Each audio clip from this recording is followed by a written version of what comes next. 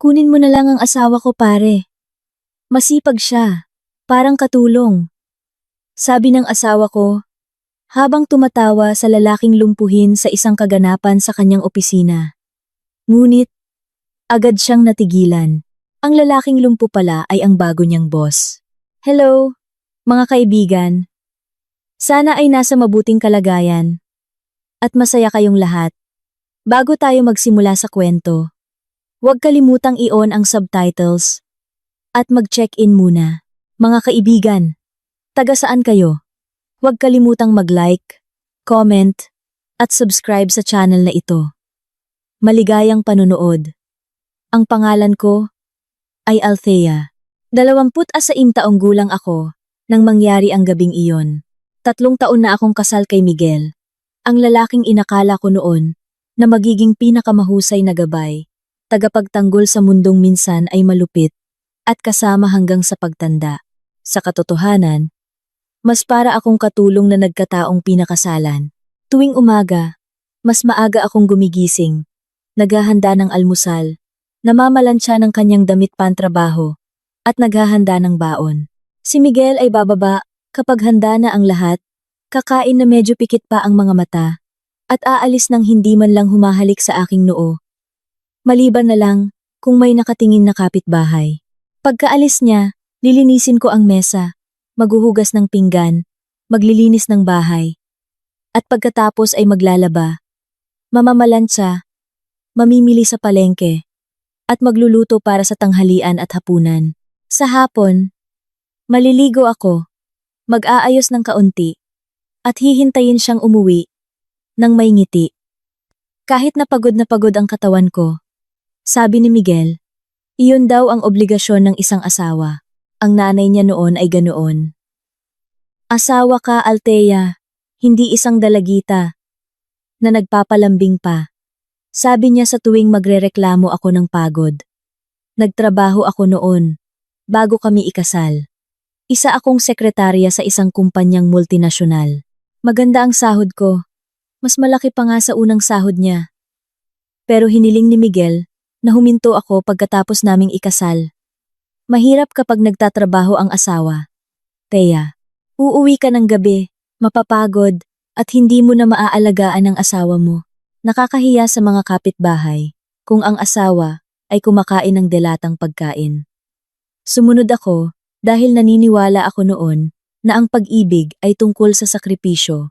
3 taon makalipas, napagtanto ko na ang sakripisyo ay isang panig lamang. Nang gabing iyon, maagang umuwi si Miguel na may masayang mukha. Thea, magpaganda ka. Magdi-dinner tayo sa hotel. Event ng opisina, lahat ng empleyado, kasama ang kanilang partner. Natuwa ako. Sa wakas, niyaya niya akong lumabas. Isinama sa event ng opisina. Ginawang bahagi ng kanyang mundo. Sa mga nakaraang event ng opisina, madalas niya akong iniiwan. Sabi niya, hindi mo na kailangang mag-abala. Baka hindi ka makarelate sa mga kaopisina ko. Pero iba ang gabing ito. Isinuot ko ang nag-iisang navy blue na bestida ko. Bunga ng online shopping sa isang end-of-year sale. Nagsusuot ng high heels na talagang nagpapasakit sa aking mga paa. Pero sabi ni Miguel, huwag kang magsusuot ng flats. Hindi bagay. Tiniis ko ang sakit para magmukhang karapat-dapat sa tabi niya. Isang 5-star hotel.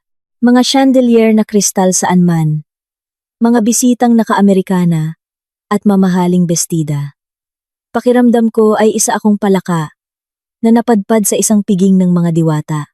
Pero sinubukan kong ngumiti, maglakad ng tuwid, at hindi ipakita kung gaano ako ka-awkward dito. Agad na nagbago si Miguel. Sa bahay, madalas siyang walang pakialam. Dito, naging perpektong asawa siya. Ang kanyang kamay ay nakapulupot sa aking baywang. Binabati niya ang lahat ng may kabaitan. Ipinakikilala ako bilang aking asawa, si Althea ng may pagmamalaki. Sa simula, natuwa ako, hanggang sa napagtanto kong lahat iyon ay para sa imahe lamang. Gusto niyang magmukhang may maganda at tapat na asawa sa harap ng kanyang mga kasamahan.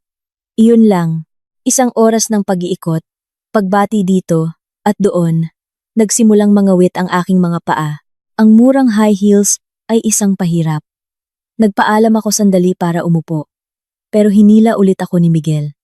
Sandali pa, Thea. Kailangan nating batiin ang lahat. Huwag kang maging iyakin. Nilunok ko ang sakit ng loob ko. Ngumiti ulit. At napako ang tingin ko sa isang lalaking naka-wheelchair. Mag-isa siyang nakaupo malapit sa malaking bintana. Malayo sa karamihan. Ang tanawin ng kumikinang na lungsod sa gabi ang nagsilbing background niya. Maayos ang kanyang itim na Amerikana. Mamahalin ang yari. Kalmado ang kanyang mukha, na may matigas na panga, at mga matang mahinahon, ngunit matalas. Hawak niya ang isang baso ng mineral water. Paminsan-minsan, ay humihigop habang nakatingin sa labas ng bintana na parang may malalim na pinag-iisipan. May kakaiba sa lalaking ito. Hindi dahil sa kanyang wheelchair, kundi dahil sa kanyang aura. Sa gitna ng isang party na puno ng mga taong nagpapanggap na mabait, pinili niyang mapag-isa. Hindi naghahanap ng atensyon. Hindi nagpapanggap na kilala ang lahat. Nandoon lang siya. Uy, si Sir Leon yan. Bulong ni Miguel. Bigla akong napalingon. Kilala mo? Senior ko noong OJT pa ako. Ngayon, sabi nila, mataas na opisyal na siya sa isang malaking kumpanya. Narinig ko na naaksidente siya ilang taon na ang nakalipas. Kaya siya lumpo. Pero ang career niya, sumikat. Henyo raw kasi. Hinila ni Miguel ang braso ko palapit sa lalaki. Halika. Batiin natin. Malay mo, makatulong sa promotion ko. Sumunod ako, kahit na gusto ko talagang umupo at ipahinga ang aking mga paa. Sir Leon, bati ni Miguel na may tono ng pagiging sobrang palakaibigan na medyo nakakaduwal. Pero sinubukan kong manatiling nakangiti. Lumingon ang lalaki sa wheelchair. Nahagip kami ng kanyang mga mata. Una kay Miguel, pagkatapos ay sa akin. Sandaling tumigil ang kanyang tingin sa akin. At pakiramdam ko ay tinitingnan niya ako hanggang sa kaibuturan ng aking kaluluwa. Miguel. Malalim at kalmado ang kanyang boses na may bahagyang pagkagulat. Matagal na tayong hindi nagkita. Wow, Sir Leon. Naaalala mo pa pala ako. Samantalang 3 buwan lang akong OJT noon. Ngumiti ng bahagya si Sir Leon. Ikaw yung masipag na OJT noon sa marketing, di ba? Tuwang-tuwa si Miguel. Opo, sir. Naaalala mo pa pala. Ito po ang asawa ko. Si Althea. Humakbang ako ng kaunti, yumuko ng bahagya bilang paggalang. Magandang gabi po, tumango si Sir Leon. Magandang gabi, ma'am. At idinagdag niya. Ikinagagalak kitang makilala. Sinuklian ko ang kanyang ngiti. At sa unang pagkakataon ngayong gabi, naramdaman kong tiningnan ako bilang isang tao. Hindi lang isang aksesorya ng asawa. Ngunit panandalian lang ang kaligayahang iyon. Hindi ko alam kung bakit. Nagpa siya si Miguel na magbiro. Sir Leon, napansin ko po na mag-isa lang kayo. Bakit po? Sagot ni Sir Leon. Mag-isa lang talaga akong pumunta. Hindi ako nagdala ng partner. Wow, sir. Single pa rin po? Hindi pa kasal? Tumawa ng bahagya si Miguel. Bigyan ko po kayo ng payo sa paghahanap ng asawa.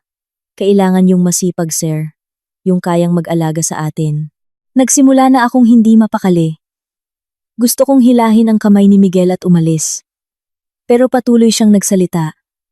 Ito po ang asawa ko. Si Althea. Siya po, sir. Ang pangarap na asawa. Maagang gumising, magluto, maglinis ng bahay, mamalantya, lahat-lahat, kayang-kaya, sobrang sipag. Para siyang, alam ko na ang susunod niyang sasabihin, pero hindi ko mapigilan. Kunin mo na lang ang asawa ko, pare, kung kailangan mo ng katulong sa bahay. Masipag siya. Parang katulong. Prangkisa, walang kapantay. Tumawa siya ng malakas. Ilang tao sa paligid ang napalingon sa amin. Tila huminto ang mundo. Naramdaman kong hinubaran ako sa harap ng publiko. Hindi pisikal, kundi ang aking dignidad. Lahat ng pagsisikap, lahat ng sakripisyo, lahat ng pagmamahal na ibinigay ko, sa loob ng 3 taon, ay nauwi sa isang salita. katulong. Yumuko ako, nahihiya, nagagalit, pero higit sa lahat, nadurog ako. Nag-init ang mukha ko, nangangati ang mga mata ko, pero pinigilan ko ang luha. Huwag kang iiyak dito, Althea. Huwag mo siyang bigyan ng kasiyahan na makita kang mahina. At narinig ko ang boses ni Sir Leon. Hindi siya tumawa. Hindi, Miguel. Malamig niyang sabi, na nagyayelo. Tawa pa rin si Miguel. Oo, sir. Nakakatawa, di ba? Kunin niyo na lang kung... Sa tingin mo ba, mukhang nagbibiro ang asawa mo? Tila nawala ang lahat ng ingay sa paligid. Tanging ang boses ni Sir Leon ang umalingaw-ngaw. Tumigil sa pagtawa si Miguel. Naging awkward ang kanyang mukha. Ah, Sir Leon. Biro lang yon ng mag-asawa. Nakangiti ba ang asawa mo? Itinaas ko ang aking mukha. Tinitigan ako ni Sir Leon. Pagkatapos ay bumaling kay Miguel. Hindi ko siya nakikitang nakangiti. Nakikita ko siyang nagpipigil ng iyak. Natigilan si Miguel. Ah, Sir Leon, OA naman. Hindi siya pinatapos. Maaaring biro ito para sa'yo. Mariing sabi ni Sir Leon. Pero hindi ako nakakakita ng katatawanan dito. Ang nakikita ko ay isang lalaking minamaliit ang kanyang asawa sa harap ng publiko para sa murang halakhak. Tinusok ng kanyang mga mata si Miguel. Hindi ko alam kung paano ang relasyon niyo sa bahay. Pero dito, sa harap ko, ipinahiya mo ang iyong asawa at hindi mo man lang namamalayan. Binuksan ni Miguel ang kanyang bibig. Isinara ulit, namula ang kanyang mukha. Bumaling sa akin si Sir Leon. Naging malambing ang kanyang tingin. Paumanhin. Ma'am, baka nakalimutan ng asawa mo ang kanyang limitasyon. Pero gusto kong malaman mo, hindi lahat ng tao ay nag-iisip na tulad niya.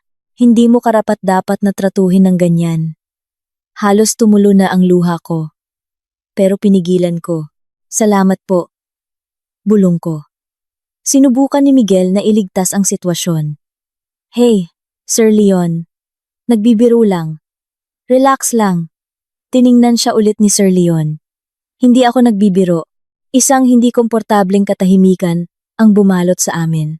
Naramdaman ko ang tingin ng mga tao sa paligid. May mga nagbubulungan. Ang iba ay tahimik lang na nanonood ng maliit na drama. Si Miguel, sa lahat ng kanyang ego at kahangalan, ay sumubok ulit. Nga pala, Sir Leon, narinig ko na lumipat ka na sa isang malaking kumpanya. Saan po yun?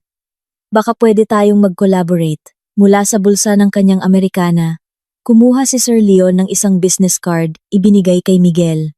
Ilang linggo pa lang. Binasa ni Miguel ang card. Nakita ko kung paano nagbago ang kanyang mukha mula sa pamumula tungo sa pamumutla sa loob ng ilang segundo. Leon de la Cruz, Chief Executive Officer, Global Investama Corp. Nanginginig ang kanyang mga kamay. Global Investama Corp, ang kumpanyang pinagtatrabahuan niya, ang lugar kung saan pinapangarap niyang ma-promote. Ang lugar kung saan ang bagong boss na sinasabing misteryoso, na pangalan lang ang naririnig niya ngunit hindi pa nakikita, ay ang lalaking lumpo sa wheelchair. Ang lalaking inalok niya ng kanyang asawa bilang katulong. Sir Leon. Ito po. Nabasag at paos ang boses ni Miguel. Paumanhin po. Sir, hindi ko po alam ang ibig kong sabihin. Ako po ay, nagbibiro ka lang. Putol ni Sir Leon. Oo, alam ko. Ngumiti siya ng bahagya. Isang ngiting hindi umabot sa kanyang mga mata. Galingan mo sa trabaho, Miguel. Magmamasid ako. Mukhang hihimatayin na si Miguel. Nagbulong siya ng paalam. Hinila ang braso ko. Nang marahas at mabilis na lumakad. Palayo kay Sir Leon. Nilingon ko siya. Nandoon pa rin si Sir Leon. Malapit sa bintana na may ilaw ng lungsod bilang background. Nagtama ang aming mga mata. Muli. Ngayon ay tumango siya ng dahan-dahan. Na parang nagbibigay ng senyas. Hindi ka nag-iisa. Tumango ako pabalik. Bago ako hinila ni Miguel. Papunta sa gitna ng karamihan. Tahimik ang biyahe namin pauwi ng gabing iyon. Nagrereklamo si Miguel sa buong biyahe. Nakakabaliw. Ang yabang ni Leon maging boss. Lumpo pa. nagpapanggap na banal. Dapat alam niya ang lugar niya. Isang taong may kapansanan. Tapos tuturuan pa ako. Tungkol sa asawa. Sino ba siya sa akala niya? Ilang linggo pa lang, boss. Ang yabang na. Natahimik ako. Tahimik sa buong biyahe. Tahimik. Hanggang sa makauwi kami. Tahimik habang natutulog siyang humihilik. Pero sa loob-loob ko, may nagbago na. Hindi tungkol kay Sir Leon. Hindi ko nga siya kilala. Kundi tungkol sa sarili ko. Sa unang pagkakataon sa loob ng 3 taon, may nagtanggol sa akin. Sa unang pagkakataon, may nagsabing karapat-dapat akong tratuhin ng mas mabuti. Sa unang pagkakataon, tinanong ko ang aking sarili. Bakit ako nagtitiis sa lalaking ito? Ang tanong na iyon ay magbabago sa lahat. Hindi ako makatulog ng gabing iyon. Mahimbing na natutulog si Miguel. Malakas ang hilik. Ang tunog na dati kong akala ay nakakatuwa, ay parang lagari na dahan-dahang pumuputol sa puso ko. Nakahiga ako sa tabi niya. Nakatitig sa madilim na kisame ng aming kwarto. At inaalala ang bawat segundo sa party kanina. Kunin mo na lang ang asawa ko. Pare, masipag siya. Parang katulong. Ang kanyang tawa. Ang tingin ng mga tao. Ang malamig na ngiti ni Sir Leon. At ang kanyang mga salita na umuulit-ulit pa rin. Hindi mo karapat-dapat na tratuhin ng ganyan. Bakit nakikita ng isang estranghero ang sakit ko? Samantalang ang sarili kong asawa na nanakit sa akin ay tumatawa pa. 3:00 ng umaga. Sumuko na ako sa insomnia. Bumangon, pumunta sa kusina, gumawa ng isang basong mainit na tsaa. Umupo sa mesa. Kumakain habang tinitingnan ang aming wedding picture na nakasabit sa dingding. 2.5 taon na ang nakalipas. Malapad ang ngiti ko sa larawang iyon. Naniniwala na nagsisimula ako ng isang bago at magandang buhay. Ngayon, pakiramdam ko ay isa akong manika na nagsisimulang mabasag. Kinaumagahan, gumising ako ng 5:00, tulad ng dati, nagsaing. Nagluto ng sinigang na paborito ni Miguel. Namalansya ng asul na polo, na isusuot niya sa opisina.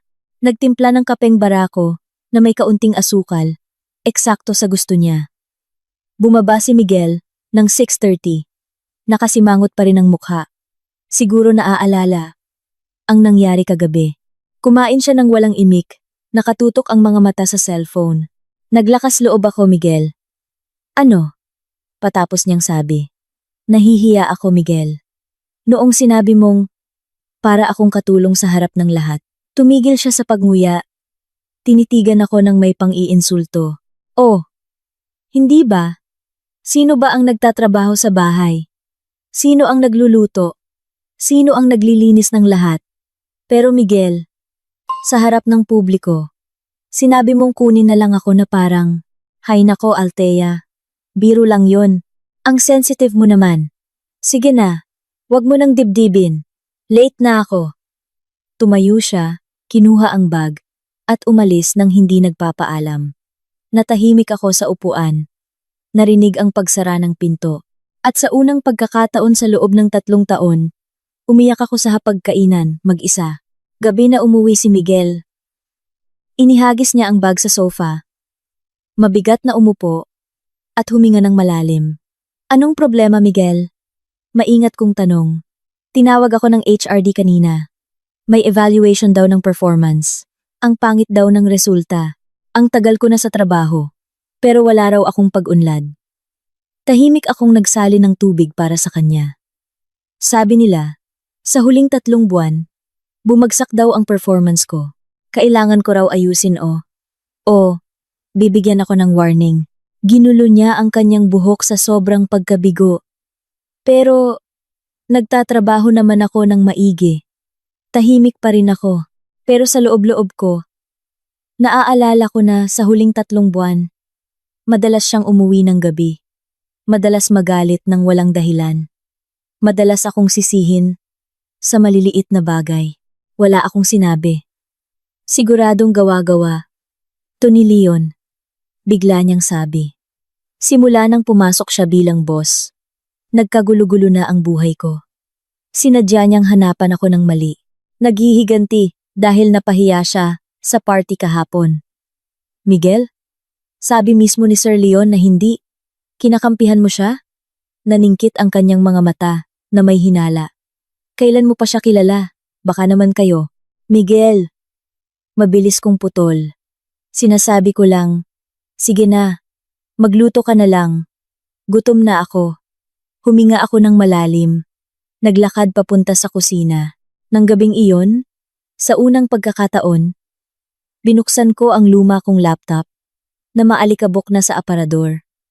Naghanap ako sa mga job site. Tiningnan ang mga posisyon para sa sekretarya, administrative assistant, kahit ano na pwede kong applyan. Nanginginig ang kamay ko. Pakiramdam ko ay nagtataksil ako. Pero may maliit na boses sa isip ko na nagsasabing, kailangan mo ng paraan para makaalis, Althea. Hindi mo pwedeng ipagpatuloy ito. Lumipas ang 1 linggo, lalong naging madalas ang galit ni Miguel. Tuwing uuwi galing opisina, laging may masamang kwento tungkol kay Sir Leon. Sinibak niya ang isa sa mga tauhan ko kahapon, Thea. Dahil lang na-late ng 1 beses sa pag-submit ng report. Kahit may dahilan naman yung tao. Nanganak ang asawa niya. Ang sama niya. Malupit, walang puso. Siguro dahil may kapansanan siya kaya baluktot ang puso niya. Naiinggit sa mga normal na tao. Siguradong naghihiganti siya sa lahat ng nakakita sa kanya na mahina. OJT niya ako dati. Siguro nahihiya siyang makita ako ngayon na boss na siya, samantalang ako, ordinaryong staff lang. Gabi-gabi, naririnig ko ang parehong sermon ng galit. At gabi-gabi, tahimik akong nagluluto, nag-aayos ng bahay, at natutulog na nakatalikod sa kanya. Hanggang isang hapon, habang wala pa si Miguel, tumunog ang telepono ko. Hindi kilalang numero. Hello, magandang hapon Mrs. Althea. Isang profesional na boses sa kabilang linya. Mula po ako sa Global Investama Corp, Human Resources Division.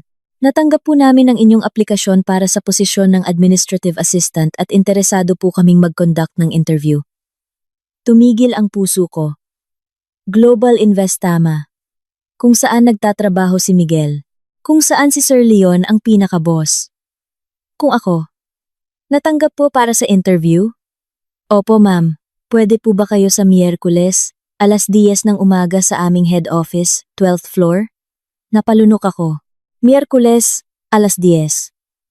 Siguradong nasa opisina si Miguel. Baka nasa 10th floor. 3 palapag sa ibaba ng lugar ng interview. Ma'am, andyan pa po ba kayo? Opo, pwede po ako. Sige po ma'am. Hihintayin po namin kayo. Pinatay ang telepono.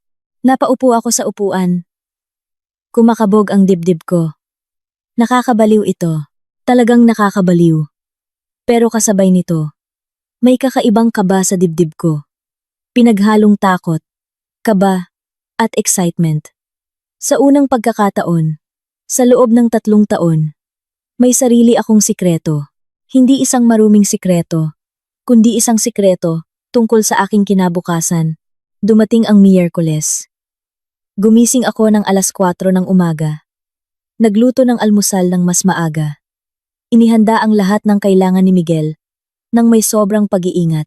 Hindi ako pwedeng magbigay ng kahit anong pahiwatig.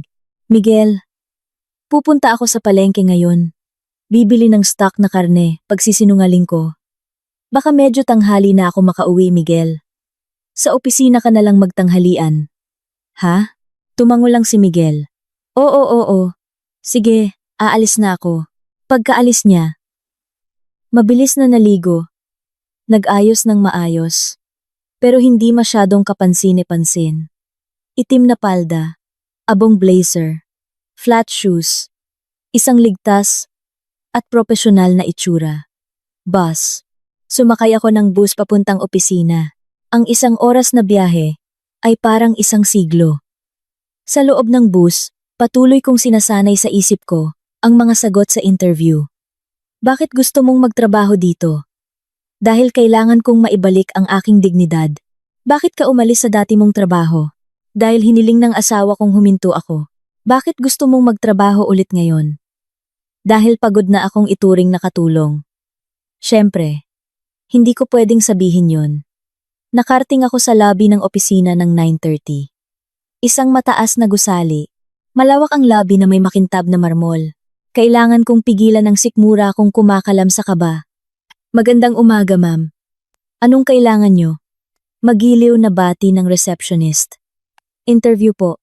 Sa HRD. HRD. Sige po. Pakipirmahan ng guestbook. Kunin niyo po itong visitor's card. Sakay po kayo sa espesyal na elevator sa kaliwa, 12th floor. Ang espesyal na elevator ay hiwalay, mas magarbo. May salaming malabo at hawakang ginto. Pumasok ako, mag-isa. Pinindot ang 12. Sa loob ng elevator, ipinikit ko ang aking mga mata, nagdasal. Diyos ko, sana maging maayos ang lahat. Hindi ko alam kung tama o mali ito. Pero pagod na ako. Pagod na pagod na. Bumukas ang elevator. 12th floor. Isang receptionist ang sumalubong sa akin, nang may ngiti. Mrs. Althea, dito po. Dinala niya ako sa isang waiting room na sobrang lamig. 3 iba pa ang nakaupo doon. Lahat babae. Lahat mukhang mas bata. At mas may tiwala sa sarili. Bigla kong naramdaman na matanda na ako. At walang kwenta, isa-isa silang tinawag. Isa-isang lumabas, na walang emosyon ang mukha. Dumating ang pagkakataon ko. Ang pangalan ko po ay Althea. Sabi ko sa mga interviewer. 3 tao sa harap ko. 2 babaeng nasa katanghalian, at isang batang lalaki. Naging maayos naman ang interview. Tinanong nila ang aking karanasan bilang sekretarya dati. Bakit huminto? Bakit gustong bumalik? Sinagot ko ng tapat. Pero maingat, gusto ko pong i-develop ulit ang sarili ko pagkatapos ng ilang taong pagtuon sa pamilya. Tumango-tango sila at bumukas ang pinto ng kwarto. Lahat sa loob ay tumayo. Lumingon ako. Naguguluhan. Pagkatapos ay tumayo rin ako sa pintuan. Isang wheelchair ang pumasok. Nakaupo doon si Sir Leon. Nakaabong Amerikana, puting polo, at ang parehong kalmadong mukha, tulad ng gabing iyon sa party. Tumigil ang puso ko, tiningnan niya ako sandali. Lumaki ang kanyang mga mata. Halos hindi mahahalata, pero nahuli ko ito. Pagkatapos ay bumalik sa dati ang kanyang mukha. Magpatuloy kayo. Maikli niyang sabi. Nagpunta siya sa sulok ng kwarto. Umupo doon. Nagmamasid. Sinubukan kong manatiling kalmado. Pero nanginginig ang mga kamay ko sa ilalim ng mesa. Nagpatuloy sa pagtatanong ang mga interviewer. Sumagot ako sa abot ng aking makakaya. Pero kalahati ng konsentrasyon ko ay nasa kay Sir Leon na tahimik sa sulok. Hindi siya nagsasalita, hindi sumisingit, nagmamasid lang. Paminsan-minsan ay nagkakatagpo ang aming mga mata. At sa tuwing nangyayari iyon, ngumingiti siya ng bahagya. Isang ngiti na hindi ko alam kung bakit. Medyo nagpapakalma sa akin. Tapos na ang interview. Sabi ng babaeng interviewer. Salamat, Mrs. Althea. Tatawagan na lang po namin kayo. Tumayo ako. Bago lumabas, nilingon ko si Sir Leon. Tumango siya ng isang beses. Tulad ng sa party, tumango ako pabalik pagkatapos ay lumabas ng kwarto. Sa elevator, saka ko lang napansin na nagpipigil pala ako ng hininga sa loob ng ilang minuto. 2 araw makalipas. 9:00 ng gabi. Tumawag ang HRD. Congratulations, Mrs. Althea. Tanggap po kayo bilang Administrative Assistant sa Executive Secretary's Division. Magre-report po kayo direkta kay Mr. Leon de la Cruz. Natulala ako. Assistant ni Sir Leon? Opo, ma'am. Siya po mismo ang humiling na ilagay kayo sa kanyang division. Nakita raw po niya ang potensyal nyo. Hindi ako makapagsalita. Ma'am, andyan pa po ba kayo? Opo. Pwede po akong magsimula sa Lunes. Sige po, ma'am. Congratulations po. Ipadadala na lang po ang mga detalye sa email. Pinatay ang telepono. Napaupo ako sa upuan. Nakadikit pa rin ang cellphone sa tenga ko. Si Sir Leon, siya ang humiling sa akin. Bakit? Samantala, sa sala, Binuksan ni Miguel ang kanyang laptop. Biglang namutla ang kanyang mukha. Anong problema, Miguel? Tanong ko. Hindi siya sumagot. Nakatitig lang sa screen na nanlalaki ang mga mata. Kinabukasan, nalaman kong nakatanggap si Miguel ng opisyal na warning letter mula sa HRD. Ang kanyang performance ay itinuring na malayo sa standard. At ang pinakamasakit para sa kanya, ang posisyon ng manager na matagal na niyang inaasam ay ibinigay sa ibang staff na mas bata. Ipinahiya ako, Thea. Sigaw niya ng gabing iyon. Sa harap ng lahat, binasa ang anunsyo. Sinadya ni Leon yun. Tahimik akong naghahanda ng hapunan. Nagpapakita ng simpatya. Pero sa loob-loob ko, may maliit na bulong. Simula pa lang ito, Miguel. At sa darating na Lunes, magtatrabaho na ako sa 15th floor. 3 palapag sa itaas mo. Kasama ang parehong boss, na may dignidad na unti-unti kong binubuo. Hindi ko alam kung ano ang mangyayari. Pero sa unang pagkakataon sa loob ng 3 taon, naramdaman kong may pag-asa ako. Linggo ng gabi, nakaupo ako sa harap ng isang maliit na bukas na maleta sa sahig ng kwarto.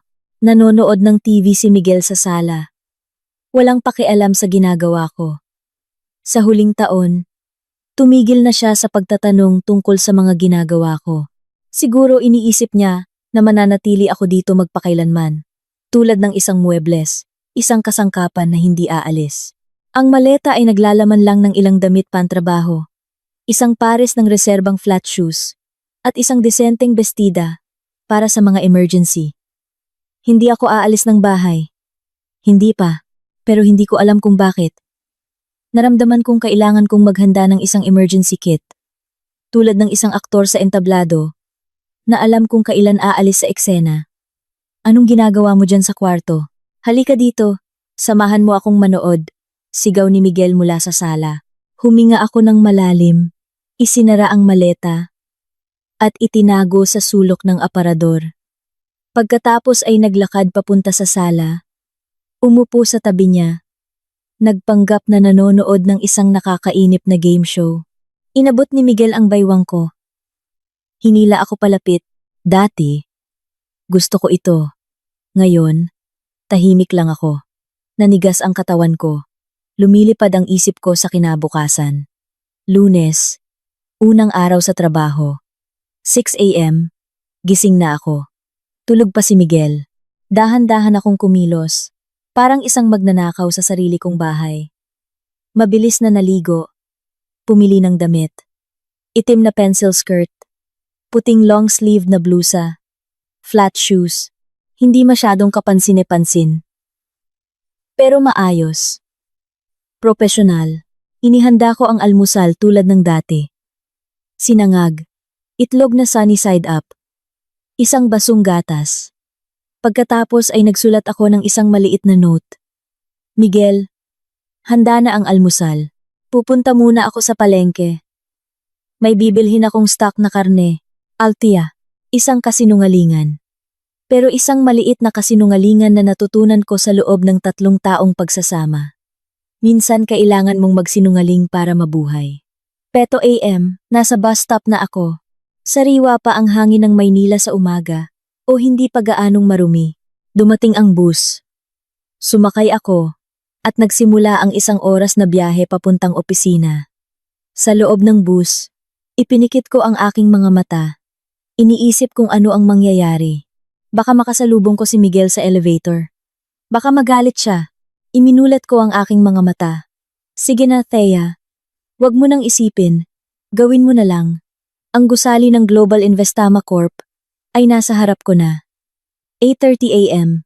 Tumayo ako sa lobby. Tinitingnan ang mga elevator na pataas-baba at naramdaman kong kumakabog ang dibdib ko. Ang parehong receptionist noong araw ng interview ay bumati sa akin ng magiliw. Magandang umaga, Miss Althea. Welcome po. Pakipunta na lang po sa 15th floor. Sasalubungin po kayo doon ng executive secretary. Tumango ako. Kinuha ang visitor's card at naglakad papunta sa espesyal na elevator. Ngayon, sumakay ako sa pangunahing elevator. Hindi sa executive elevator. 10th floor. 11th, 12th, 15th. Bumukas ang pinto ng elevator. Isang lalaking nasa katanghalian na may makapal na salamin ang naghihintay na. Magandang umaga, Mrs. Althea. Ako po si Eddie, ang Executive Secretary. Halika po. Samahan niyo ako. Sinundan ko ang kanyang mga hakbang. Nilampasan ang mga maayos na mesa, mga salaming conference room, hanggang sa makarating kami sa isang malaking kwarto na may 2 mesa.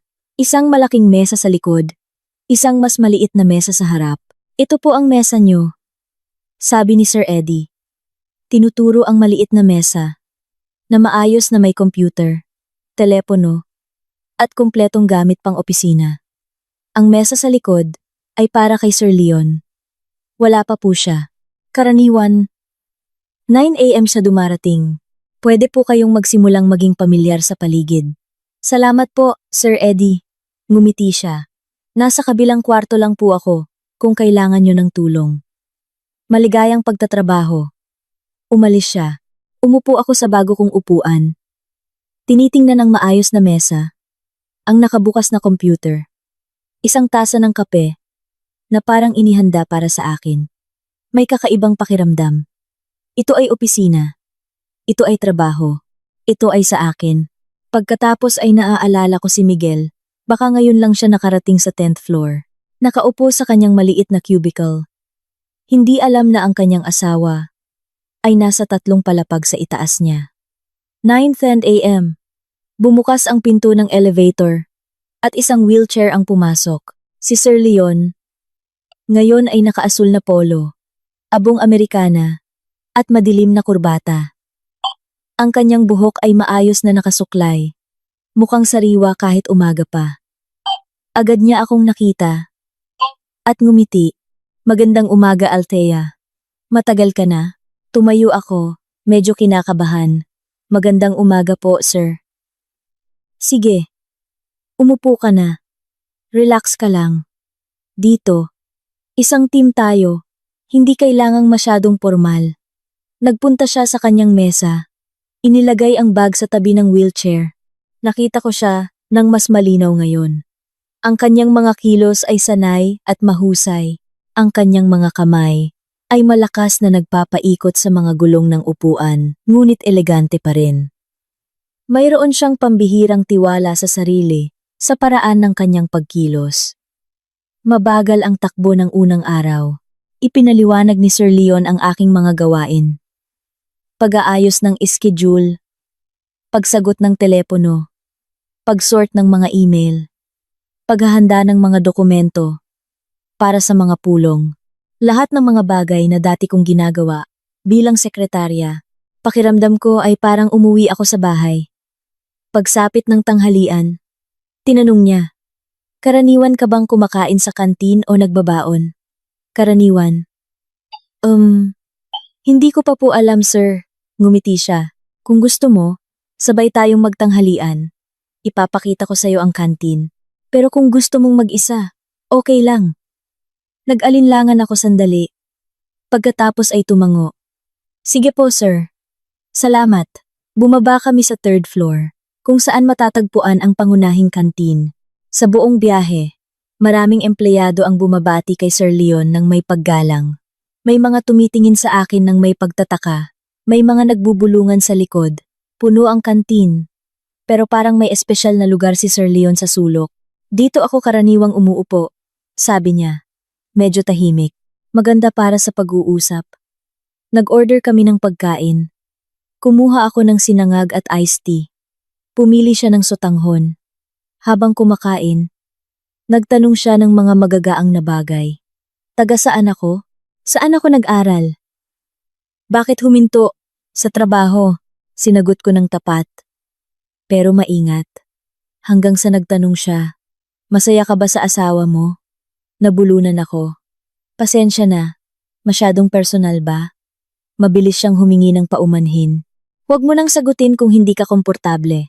Natahimik ako sandali, inayos ang hininga ko. Ewan ko, sa harap ng lalaking ito, nahihirapan akong magsinungaling. Hindi ko po alam, sir. Tinitigan niya ako. Ang kanyang mga mata ay malambing. Hindi mapanghusga. Noong gabing iyon, nakita kita. Noong nagsalita ang asawa mo ng ganoon, ang mga mata mo, blanko, parang isang taong sumuko na. Alam ko ang pakiramdam na yon. Naranasan na po ni Sir Leon? Ngumiti siya ng mapait. Dati, noong bago pa lang akong lumpo, iniwan ako ng dati kong fiancé. Sabi niya, hindi niya kayang mabuhay, kasama ang isang taong may kapansanan. Maging ang sarili kong pamilya. May nagsabing mas mabuting dalhin na lang ako sa isang nursing home para hindi makagambala. Napatigil ako. Pasensya na po, sir. Okay lang. Dati yon. Ngayon, pinatunayan ko na ang wheelchair ay hindi hadlang.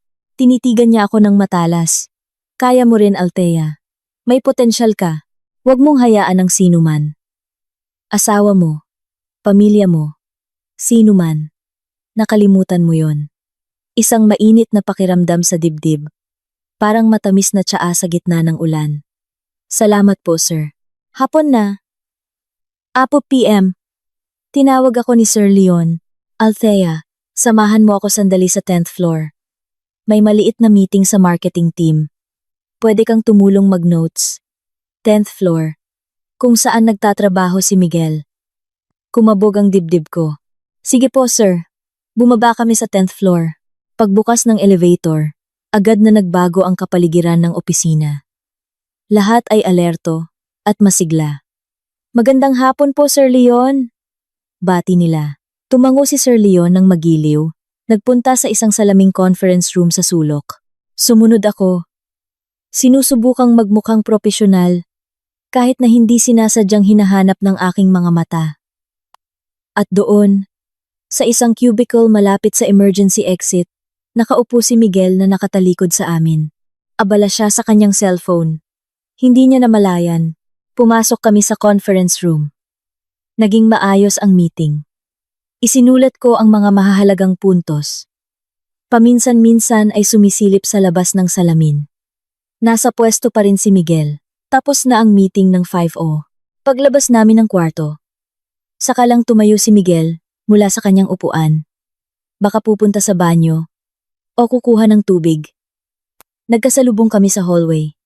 Nanlaki ang kanyang mga mata. Thea, lumingon ang lahat. Nakatayo ako sa tabi ng wheelchair ni Sir Leon. Hawak ang isang binder na may nakasabit na ID card sa leeg na may nakasulat na Althea, Assistant to the CEO. Tinitigan ako ni Miguel.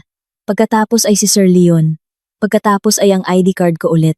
Ang kanyang mukha ay nagbago mula sa pagkagulat tungo sa pamumula hanggang sa pamumutla. Nagtatrabaho ka dito? Hello, Miguel. Kalmado kong sabi. Oo. Unang araw ko dito bilang assistant. Assistant niya? Malakas at halos tumitili ang kanyang boses. Nagsalita si Sir Leon.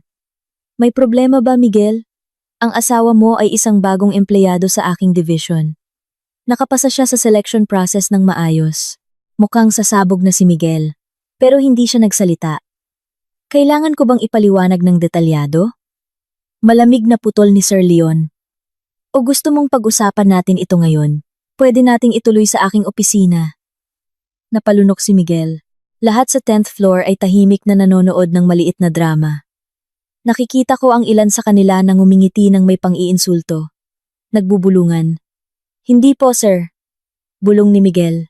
Sa wakas, ako. Magtatrabaho na lang po ako. Tumalikod siya, mabilis na naglakad papunta sa kanyang cubicle. Pero nakita kong nanginginig ang kanyang kamay nang kunin niya ang baso. Tiningnan ako ni Sir Leon. Okay ka lang? Tumango ako. Okay lang po ako, sir. Pero sa loob-loob ko, nanginginig ako. Nagsimula na ang giyera. Gabi na ako umuwi. Nasa bahay na si Miguel. Nakaupo sa sala na parang bato ang mukha. Pagbukas ng pinto, agad siyang sumabog. Nababaliw ka na ba? Tahimik akong inilapag ang bag. Hinubad ang sapatos. Nagtatrabaho sa iisang opisina nang hindi ko alam. Naging assistant pa ng lumpong yon. Sinadya mo akong ipahiya, Thea. Miguel, makinig ka muna. Makinig sa ano? Alam mo ba ang sinasabi ng mga kaopisina ko? Wow. Ang asawa mo nagtatrabaho sa itaas mo. Deets? Assistant ng bagong boss. Hindi mo alam? Ipinahiya ako, Thea. Huminga ako ng malalim, Miguel. Gusto ko lang magtrabaho. Gusto kong magkaroon ng sariling kita. Gusto?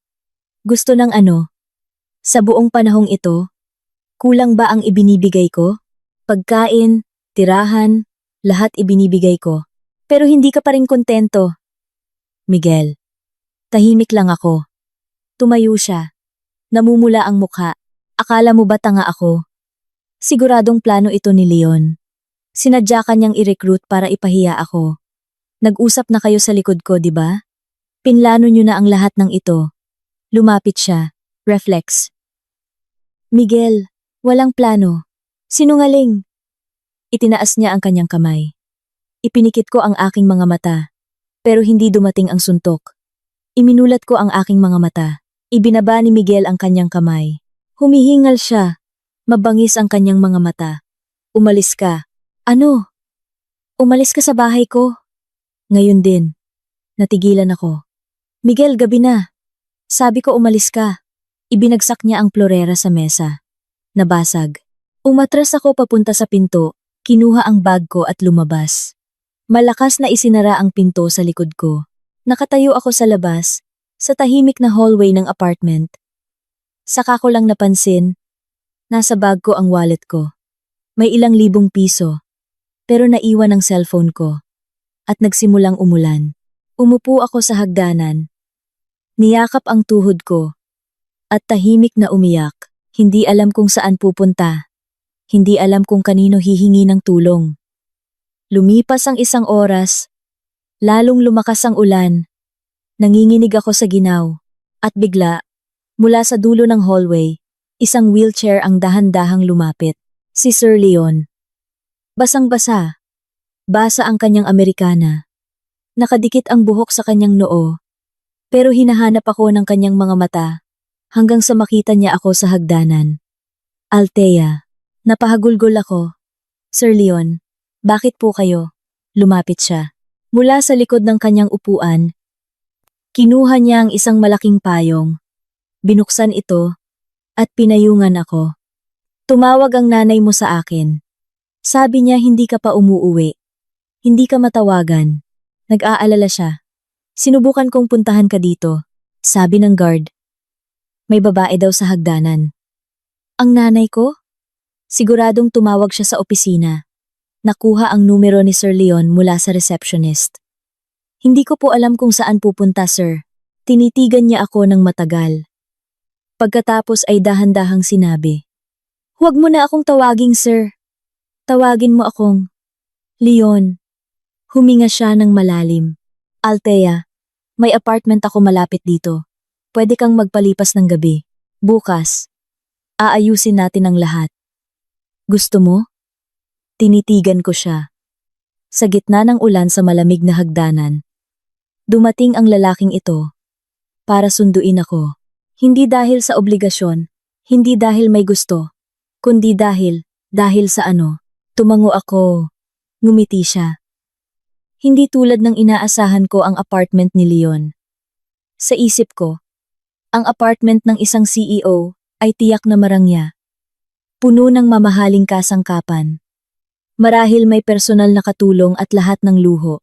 Ngunit nang pumasok ang kanyang wheelchair at binuksan ang ilaw, iba ang nakita ko.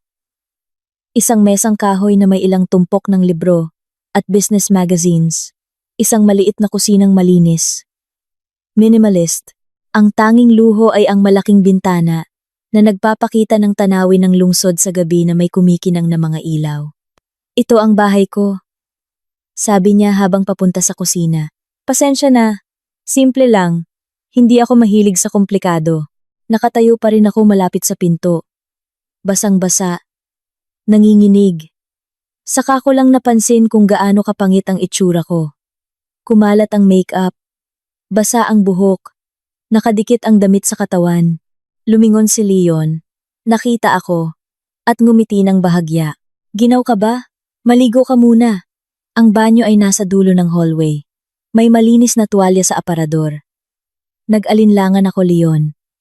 Wala akong damit na pamalit. Huminga siya ng malalim at pumunta sa kwarto.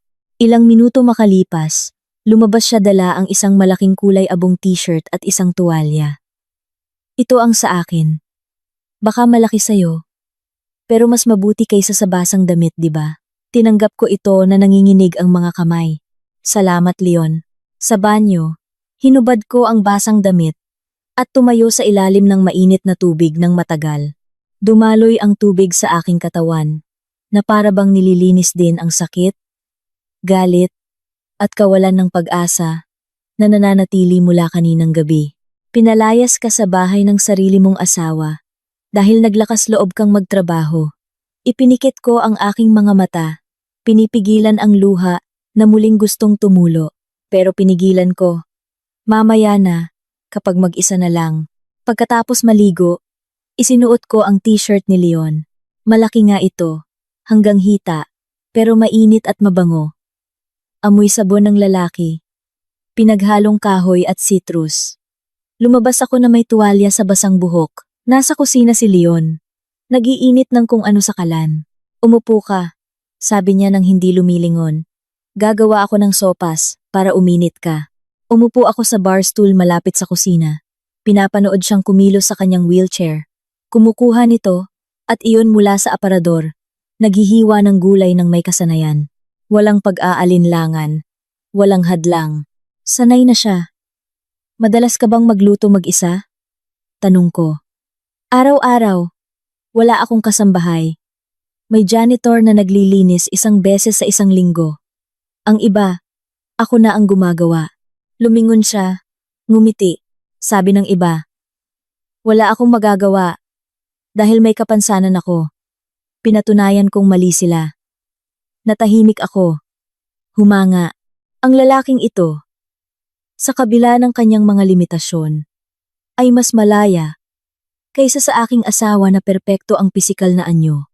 Ang mainit na sopas ay inihain sa isang ceramic na mangkok.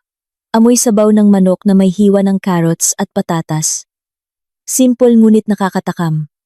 Kainin mo na, malambing niyang sabi. Baka magkasakit ka. Kinuha ko ang kutsara. Sumubo. Mainit na dumaloy mula sa bibig hanggang sa tiyan. Ewan ko kung dahil sa sopas o sa kanyang kabaitan, biglang nabasa ang aking mga mata. Teya, bakit ka umiiyak? Mabilis akong umiling. Pinunasan ng luha. Wala, Leon. Ang sarap ng sopas. Sobrang sarap. Alam niyang nagsisinungaling ako. Pero hindi niya ako pinilit. Kumain ka muna. Mamaya na tayo mag-usap kapag kalmado ka na. Kumain kami ng tahimik. Pero komportable ang katahimikan. Hindi awkward. Paminsan-minsan ay dinadagdagan niya ang sopas ko. Nag-aalok ng tinapay. Tinitiyak na sapat ang iniinom ko. Pagkatapos, kinuha niya ang mga mangkok at hinugasan. Nagprotesta ako.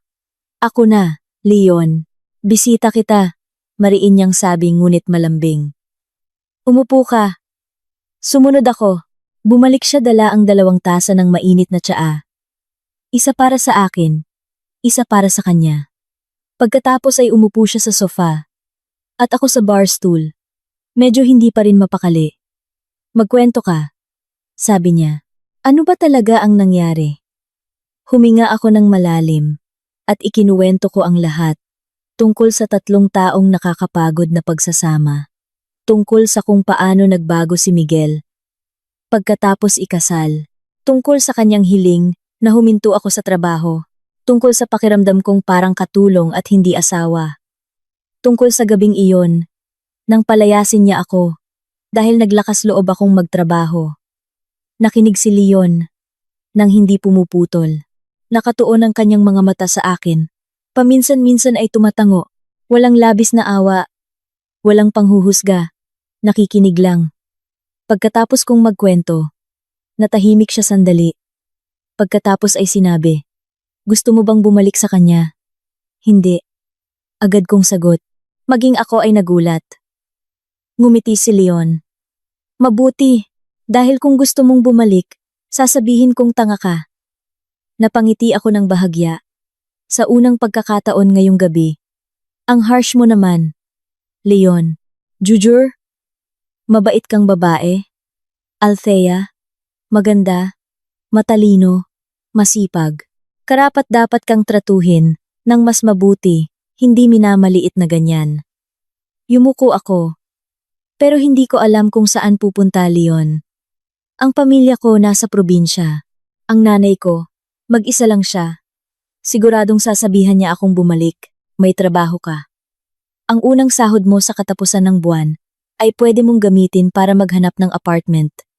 Pero hanggang sa katapusan ng buwan, ako, pwede kang tumira dito. Napatigil ako.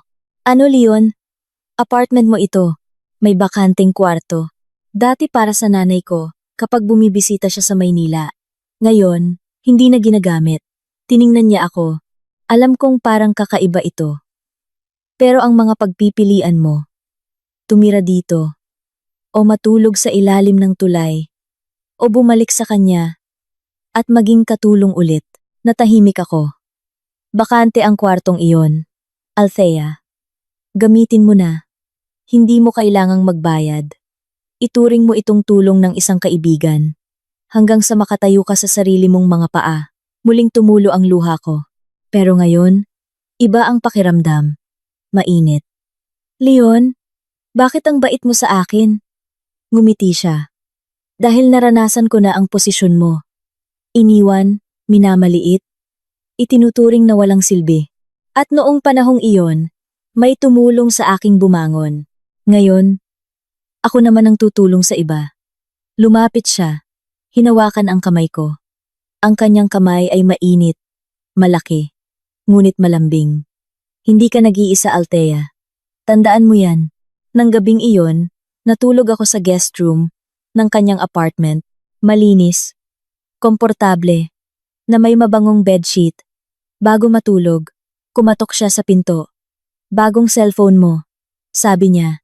Iniaabot ang isang cellphone sa kahon. Pareho ang numero sa dati. Nagpatulong ako sa isang kaibigan sa provider para hindi mo na kailangang magpalit ng numero. Napanganga ako, Leon. Mahal ito. Ituring mo itong regalo sa unang araw mo sa trabaho. Kailangan mo yan bukas para sa koordinasyon sa opisina. Ngumiti siya. Magandang gabi, Althea. Magandang gabi, Leon. At salamat. Tumango siya. Isinara ang pinto. Nahiga ako. Niyakap ang unan. At muling umiyak. Pero ngayon, luha ng ginhawa. Kinaumagahan, nagising ako na may sikat ng araw na pumapasok sa bintana. 6 a.m. Napabalikwas ako. Takot na malate sa trabaho. Sa sala, maayos na si Leon.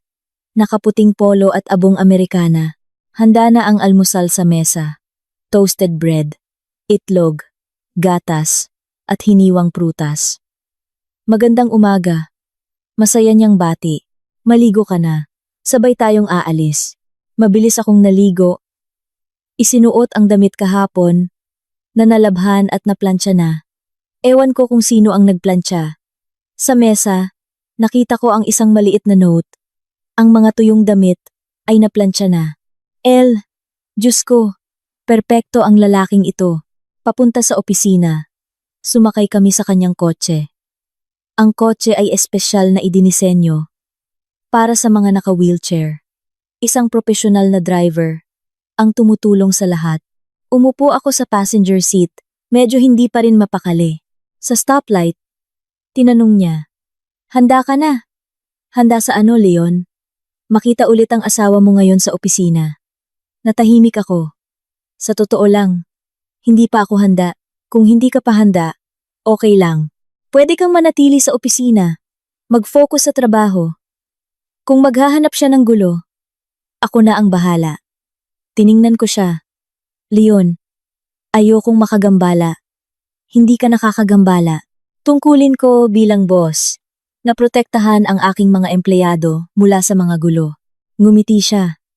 At bilang isang kaibigan, protektahan ang aking kaibigan mula sa isang nakakainis na dating asawa. Napatawa ako. Hindi pa siya ex-Leon. Malapit na. Nagngitian kami. Sa opisina, lumipas ang araw ng normal hanggang sa tanghalian, nasa mesa ako. Nag-input ng data. Nang may malakas na boses na narinig mula sa labas. "Althea!" "Si Miguel." Namumula ang mukha at humihingal. Pumasok sa executive area. Sinubukan siyang pigilan ng mga security guard. Pero nakalusot siya. Lumabas ka, sigaw niya. Kailangan nating mag-usap ngayon. Tumayo ako. Kumakabog ang dibdib ko. Miguel, nasa opisina tayo. Wala akong pakialam sa opisina. Saan ka nagpalipas ng gabi? Ha? Huwag mong sabihing sa bahay ng kaibigan mo. Sinong kaibigan?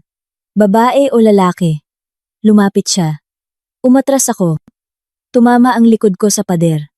Miguel, kumalma ka. Tumahimik ka. Asawa mo ako, Althea. Huwag mong kalimutan yan. Akala mo ba makakatakas ka lang pagkatapos mo akong ipahiya sa harap ng lahat? Itinaas niya ang kanyang kamay. Ipinikit ko ang mga mata, pero hindi dumating ang suntok. Iminulat ko ang mga mata. Nasa pagitan na namin si Leon. Ang kanyang wheelchair ay nasa mismong harap ni Miguel. At ang kanyang kamay ay mahigpit na nakahawak sa pulso ni Miguel na nakataas. Tama na! Malamig at nagyayelo ang kanyang boses. Nagulat si Miguel. Bitawan mo ako, Leon. Ito ay usapin ng pamilya. Sa loob ng opisina, ito ay usapin ko. Hindi binitawan ni Leon. Pumasok ka ng walang pahintulot. Tinakot mo ang empleyado ko. At muntik mo na siyang saktan sa harap ng mga saksi. Alam mo ba ang ibig sabihin niyan? Binuksan ni Miguel ang kanyang bibig. Isinara ulit. Ang tawag diyan ay pananakot at pagtatangkang manakit. Pwedeng i-report sa pulis. Dumating ang mga security guard. Hinila si Miguel palayo. Nagpumigla siya. Althea, hindi pa tayo tapos. Tiningnan ako ni Leon. Okay ka lang? Tumango ako kahit nanginginig ang mga kamay ko. Huminga siya ng malalim. Pagkatapos ay sinabi sa mga guard. Dalhin niyo siya sa security room. Tawagin ang HRD. Gagawa tayo ng opisyal na report. Sumisigaw si Miguel habang kinakaladkad. Tahimik lang akong niyakap ang sarili ko. Lumapit si Leon. Pasensya na, Althea. Dapat inasahan ko na ito. Hindi mo kasalanan, Leon. Natahimik siya sandali. Gusto mo bang i-report sa pulis? Umiling ako. Hindi pa. Mamaya na lang. Tumango siya. Desisyon mo yan. Pero kung susubukan niya ulit, magre-report tayo. Sang-ayon ka? Sang-ayon. Ngumiti siya. Sige. Magtrabaho ka muna. Mamayang hapon. Sasamahan kita sa apartment. Kunin mo ang mga gamit mo. Nagulat ako. Leon, wag mo nang abalahin. Ihahatid kita para malaman niyang hindi ka nag-iisa. Hapon na. Pumunta kami sa apartment. Kumatok ako sa pinto.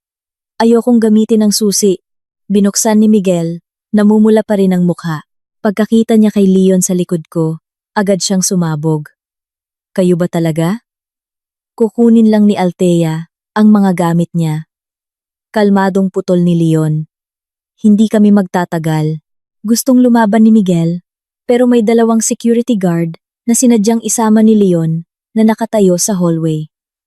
Nagbanta lang siya habang ako ay pumasok. Inayos ang mga damit at mahahalagang gamit. Ilang minuto makalipas, lumabas ako dala ang isang maleta. Tinawag ako ni Miguel. Thea, kapag umalis ka, huwag ka nang umasang babalik pa. Huminto ako, lumingon. Miguel, hindi na ako babalik. Nagulat siya. Baka hindi niya inaasahan na sasabihin ko iyon. Ayusin natin ang divorce ng maayos. Patuloy ko. O sa korte. Ikaw ang bahala.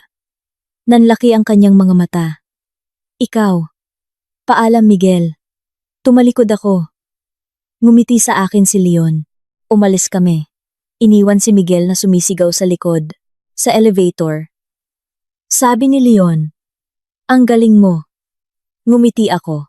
Nagsisimula pa lang ako, Leon. Tumawa siya. Alam ko. At sa unang pagkakataon, naramdaman kong tunay na nabubuhay ako. Lumipas ang 2 linggo. Mula noong gabing iyon, nakatira ako sa apartment ni Leon. Sa guest room na ngayon, ay may kaunti ng gamit ko. Profesional pa rin ang aming relasyon sa opisina. Ngunit sa labas ng trabaho, madalas kaming kumakain ng hapunan, nang magkasama, nanonood ng pelikula, o simpleng nag-uusap hanggang hating gabi. Ikinuwento niya ang kanyang pangarap na magtayo ng sariling kumpanya. Isang araw, ikinuwento ko ang aking mga pangarap na dati nang nakabaon. Gustong magpatuloy ng pag-aaral. Gustong magkaroon ng career. Gustong respetuhin.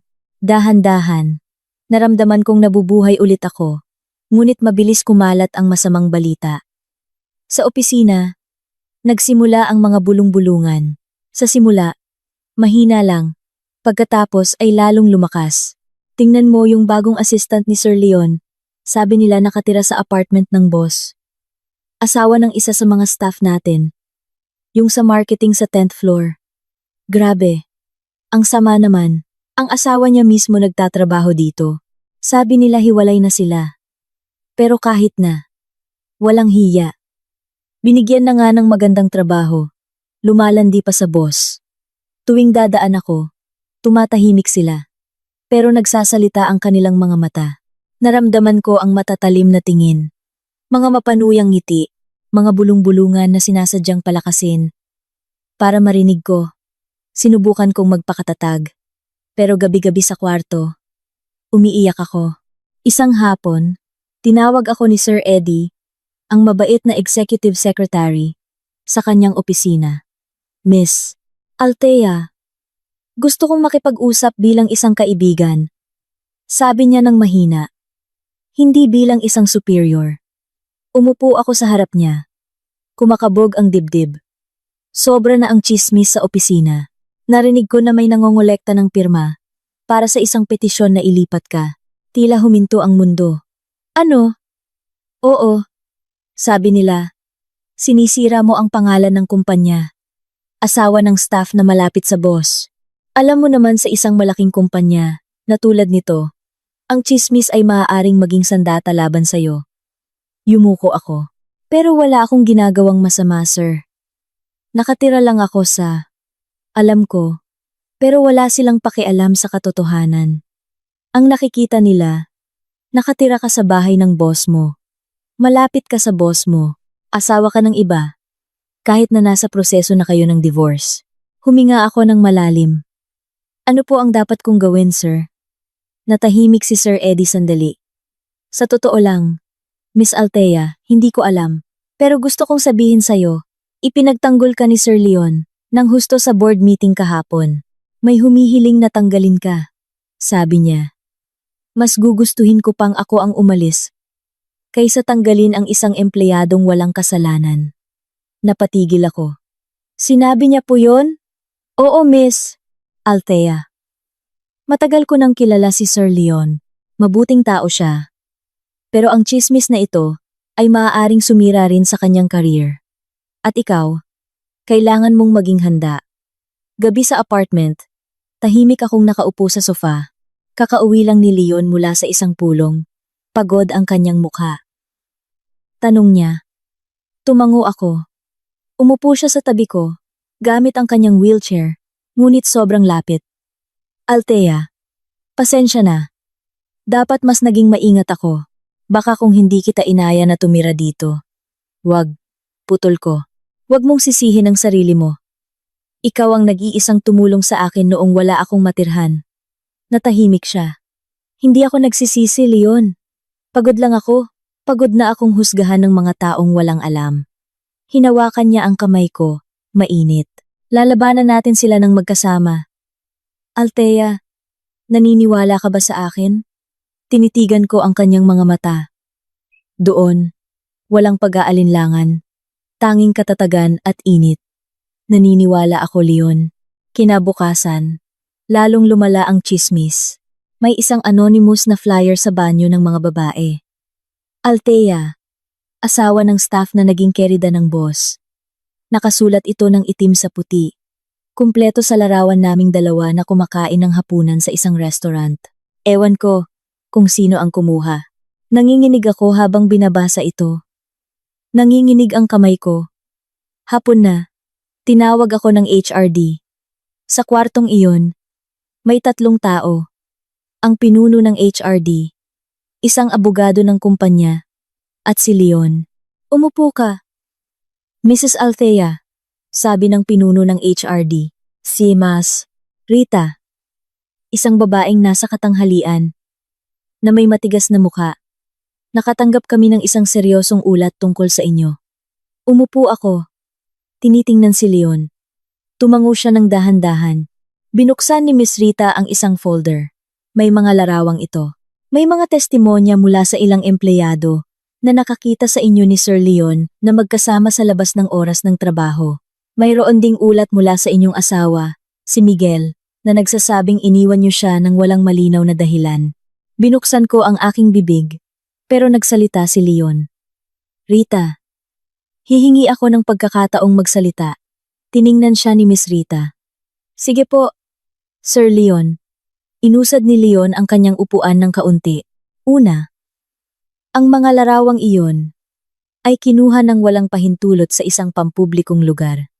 Walang ebidensya ng anumang immoral na gawain doon. Pangalawa, kami ni Althea ay nakatira sa iisang bahay. Dahil sa isang emergency situation, pinalayas siya ng kanyang asawa sa gitna ng gabi, walang matirhan. Pangatlo, ang proseso ng kanilang divorce ay nasa korte na. May sulat.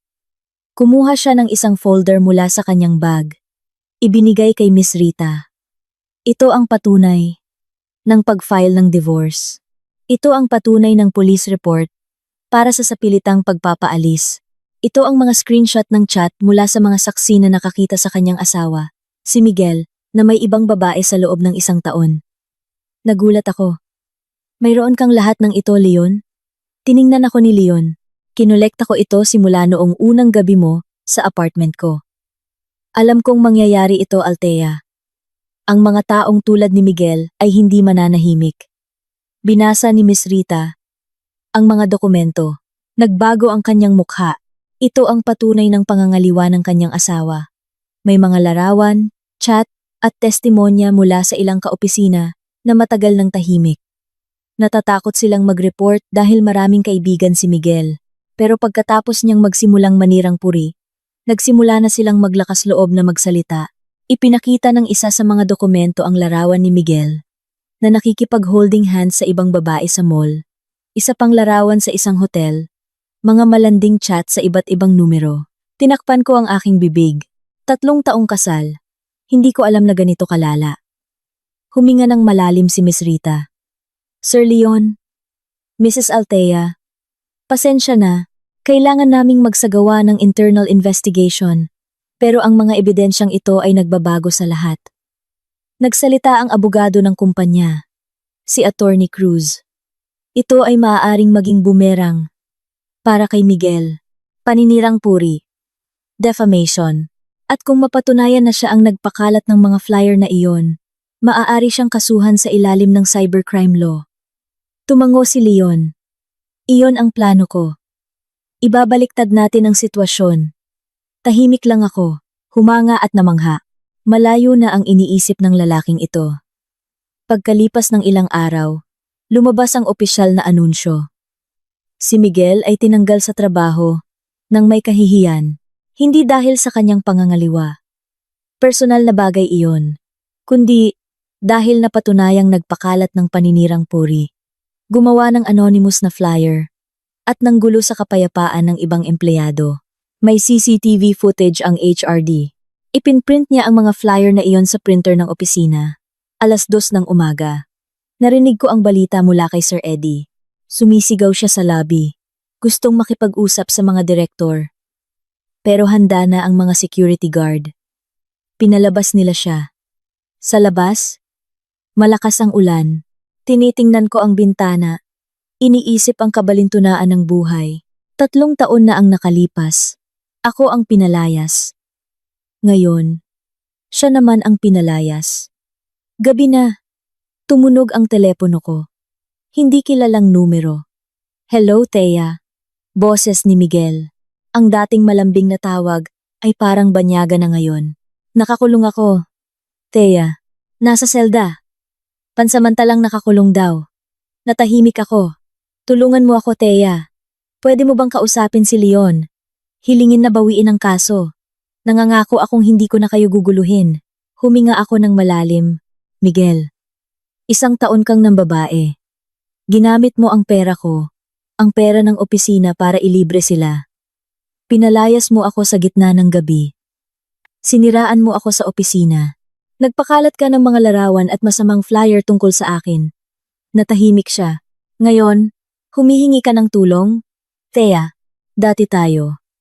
Dati yon. Hindi na ngayon. Pinatay ko ang telepono. Nanginginig. Kinabukasan. Sinabi ko kay Leon. Tumango lang siya. Guminhawa ka ba? Nag-isip ako sandali. Guminhawa? Hindi ko alam, pero hindi ako nakakaramdam ng guilt. Ngumiti siya. Ibig sabihin, magaling ka na. Althea, congratulations. Inabot niya ang kanyang kamay. Hinawakan ko ito. Sa labas ng bintana, maliwanag ang sikat ng araw. Sa unang pagkakataon sa loob ng mahabang panahon, naramdaman kong malaya ako. Naging malaking balita sa buong opisina ang pagkatanggal kay Miguel. Sa loob ng isang linggo, biglang nagbago ang kapaligiran. Ang dating bulong-bulungan tungkol sa akin ay napalitan ng bulong-bulungan tungkol sa kanya. Ngunit hindi lahat ay positibo. Mayroon pa ring nagtatanggol kay Miguel. Iniisip na biktima siya ng isang konspirasyon. Isang insider na gustong magtanggal sa kanya. Naging sentro ako ng atensyon. At hindi magandang atensyon. Isang umaga, habang kumukuha ako ng kape sa pantry sa 15th floor, dalawang staff ng administrasyon na nag-uusap ay biglang tumahimik nang makita ako. Ngunit bago ako umalis, sinabi ng isa sa kanila nang medyo malakas, "Ang sarap maging malapit sa boss, no? Mabilis ma-promote, libreng apartment, sariling asawa, kayang ubusin." Huminto ako. Lumingon. Pasensya na. May maitutulong ba ako? Nagkatinginan ang dalawang babae. Ang isa ay mas matapang na lumapit. "Huwag kang magkunwari na banal, ma'am. Alam ng lahat na may relasyon kayo ni Sir Leon. Ang asawa mo, natanggal dahil sa'yo." Napigilan ko ang hininga ko. "Alam mo ba ang eksaktong nangyari? O narinig mo lang sa iba?" Suminghal siya. "Ang alam ko, bago ka dumating, tahimik ang opisina na ito. Ngayon, may natanggal na empleyado. Tsismis saan man." Tahimik? Halos matawa ako. Ang asawa ko, ang dati kong asawa, sa huling taon, ay nagnakaw ng pera sa proyekto ng babae at nanakot ng ibang empleyado. Yan ba ang tinatawag mong tahimik? Binuksan ng babae ang kanyang bibig, ngunit walang lumabas na salita. "Bago ka magsalita, alamin mo muna ang katotohanan. Huwag kang maging tagapagsalita ng kasinungalingan." Iniwan ko sila na nakanganga. Ngunit kumakabog ang puso ko. Nakakapagod ang mga ganitong komprontasyon. Hapon na. Tinawag ako ni Leon sa kanyang opisina. Tense ang kanyang mukha. "Althea, umupo ka." Umupo ako. May masamang kutob ako. Dumating ang pamilya ni Miguel sa opisina ngayon. Ang nanay niya, kapatid niya, at ilang tiyuhin at tiyahin. Hiniling nila na bawiin ko ang kaso at ibalik ang kanyang posisyon. Natahimik ako. Nagkuyom ang mga kamao ko sa aking kandungan. Sinabi kong hindi. Huminga siya. Nang malalim, nagbanta sila na magdadala ng mga tao dito bukas. Magdedemo sa harap ng opisina. Hihingi ng hustisya para kay Miguel.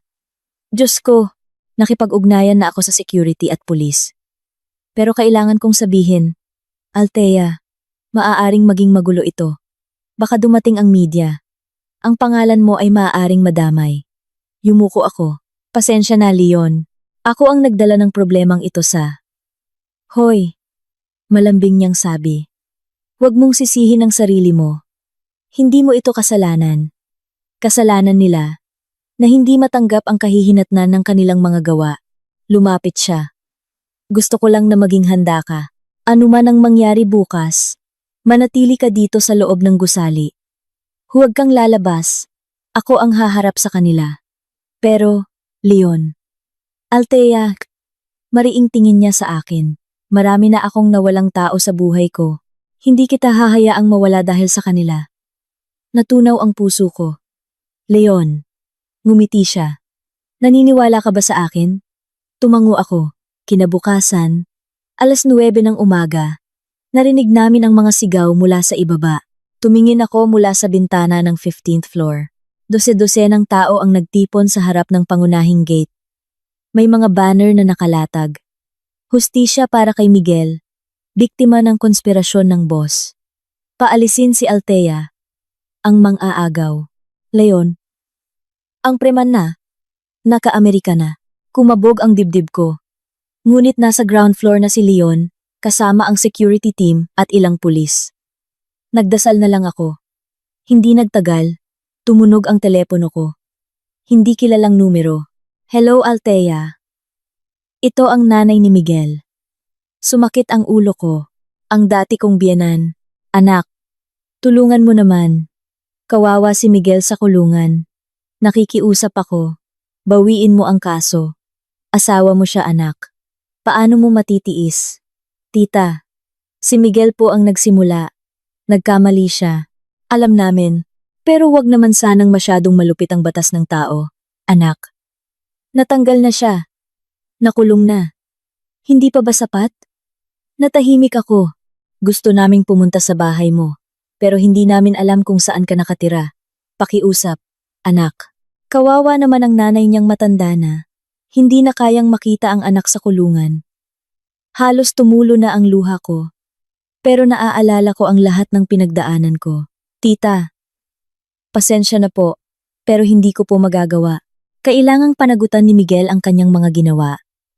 Anak, ibaba ko na po tita. Huwag niyo na po akong tawagan.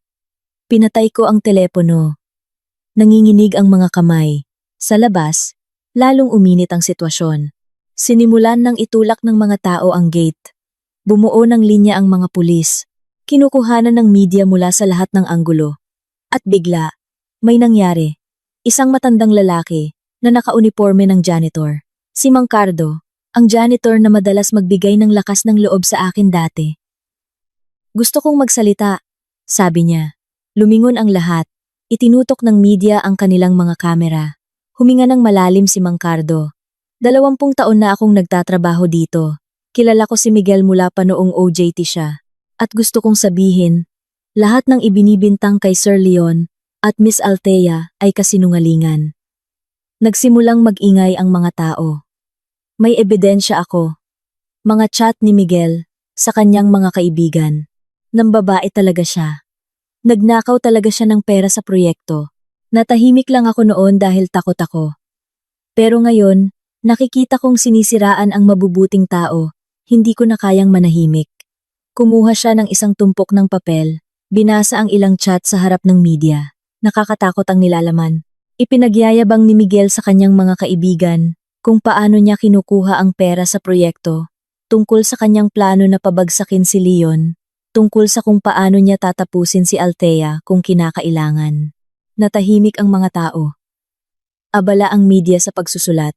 Umiiyak ako sa 15th floor. Si Mang Cardo, ang aking bayani. Hapon na. Umalis na ang mga tao. Ipinakita sa balita sa gabi ang footage ni Mang Cardo na may pamagat na matandang janitor. Isiniwalat ang eskandalo ng empleyado.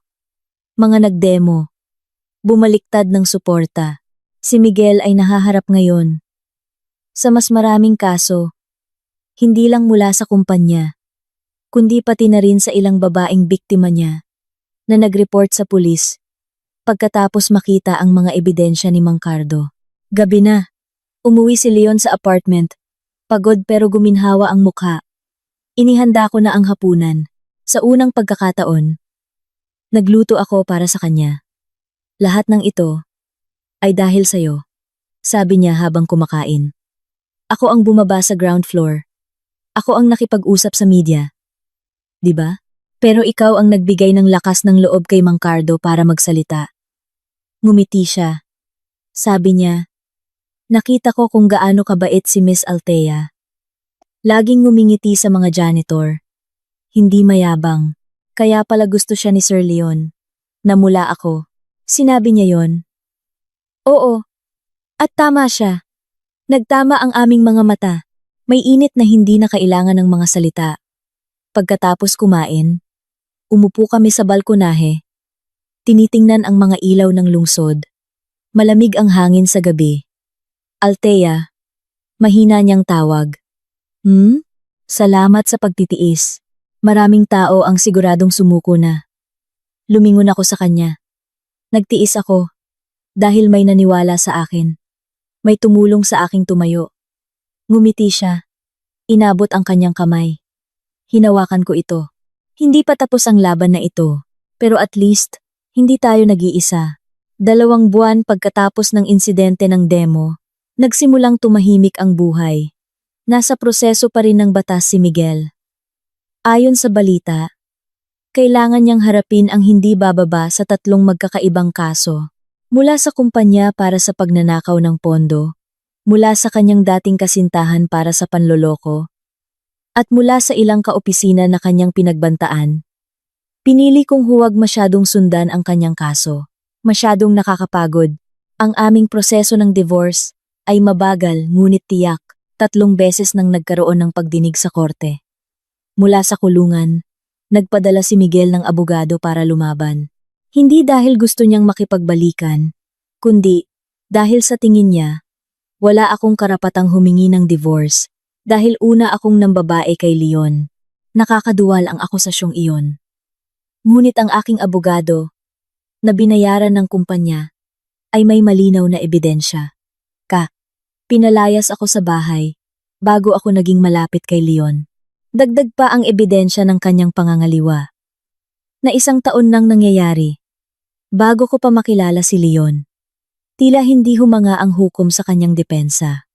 Sa labas ng usaping legal, lalo kaming naging malapit ni Leon. Sobrang lapit, ngunit mayroon pa rin akong sugat. Isang sugat na hindi pa lubos na gumagaling. Isang gabi, kumain kami ng hapunan sa kanyang paboritong Italian restaurant.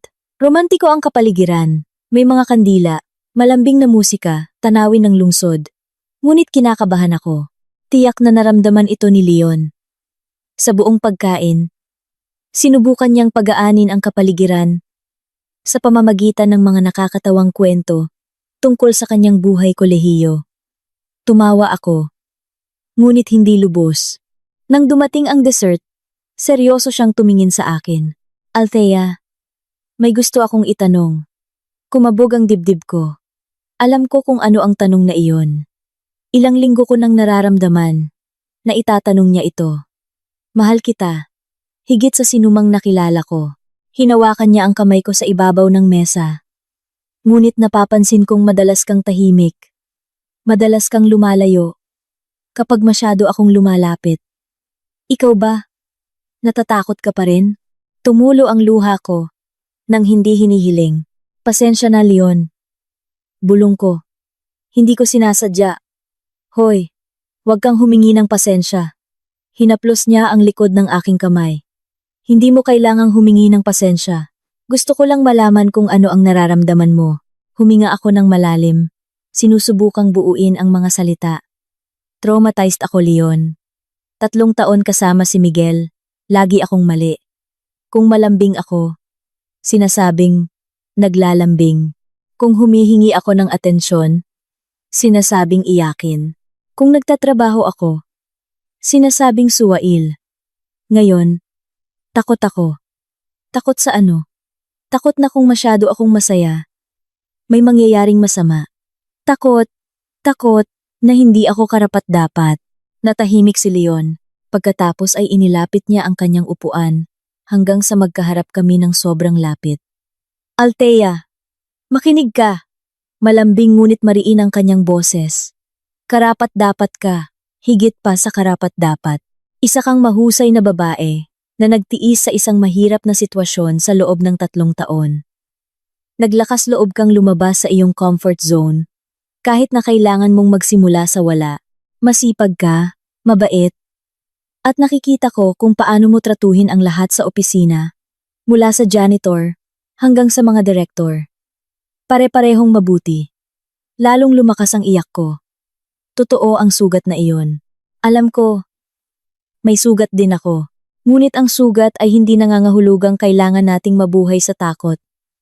Ang sugat ay maaaring gumaling Dahan-dahan. At gusto kong pagalingin ito. Kasama mo. Kung gusto mo. Napahagulgol ako, Leon. Hindi mo kailangang sumagot ngayon. Hindi kailangang magmadali. Kaya kong maghintay. Matagal na akong naghihintay na makahanap ng isang tulad mo. Ilang buwan pa ay hindi problema. Ngumiti siya. Ang ngiti na laging nagpapatunaw sa puso ko. Gusto ko lang malaman mo, sa aking mga mata, hindi ka katulong ng sinuman. Ikaw ang reyna, ang aking reyna. Nang gabing iyon, sa unang pagkakataon, hinalikan ko ang kanyang pisngi. Hindi isang malanding halik, kundi isang tapat na halik. Isang tanda ng pasasalamat. Isang tanda ng tiwala. Isang tanda na nagsisimula ng gumaling ang aking sugat. Isang linggo makalipas, idineklara ng korte na legal na ang aming divorce. Umupo ako sa korte, mag-isa. Dumalo si Miguel ng virtual mula sa kulungan. Payat at gusgusin ang kanyang mukha. Malayo sa mayabang na lalaking nagpalaya sa akin noon. Binasa ng hukom ang desisyon. Pinagbigyan ng divorce. Sa lahat ng kahihinatnan nito, si Miguel sa screen ay tahimik lang, hindi nagalit, hindi sumigaw. Baka sumuko na siya o baka pagod na lang. Pagkatapos ng pagdinig, lumapit sa akin ang kanyang abogado. Mrs. Althea, may ipinapasabi po ang kliyente ko. Tiningnan ko siya ng may pag-iingat. Humihingi po siya ng paumanhin. Sabi niya, napagtanto na niya ngayon. Lahat ng nangyari ay kasalanan niya. Hindi niya inaasahan na patatawarin niyo siya. Pero gusto niyang malaman niyo. Nagsisisi po siya. Natahimik ako ng matagal. Pagkatapos ay tumango. Sabihin niyo po sa kanya, I wish him the best. Ngumiti ang abogado. Salamat po, ma'am. Sa labas ng korte, hinihintay ako ni Leon sa kotse. Pagpasok ko, agad siyang nagtanong. Okay ka lang? Tiningnan ko siya at ngumiti. Malaya na ako, Leon. Tunay na malaya na ngayon. Ngumiti siya ng malapad. Alam ko, inabot niya ang kanyang kamay. Hinawakan ko ito. Nagsimulang umandar ang driver. Sa biyahe, tumingin ako sa labas ng bintana. Matrafik ang Maynila sa hapon tulad ng dati.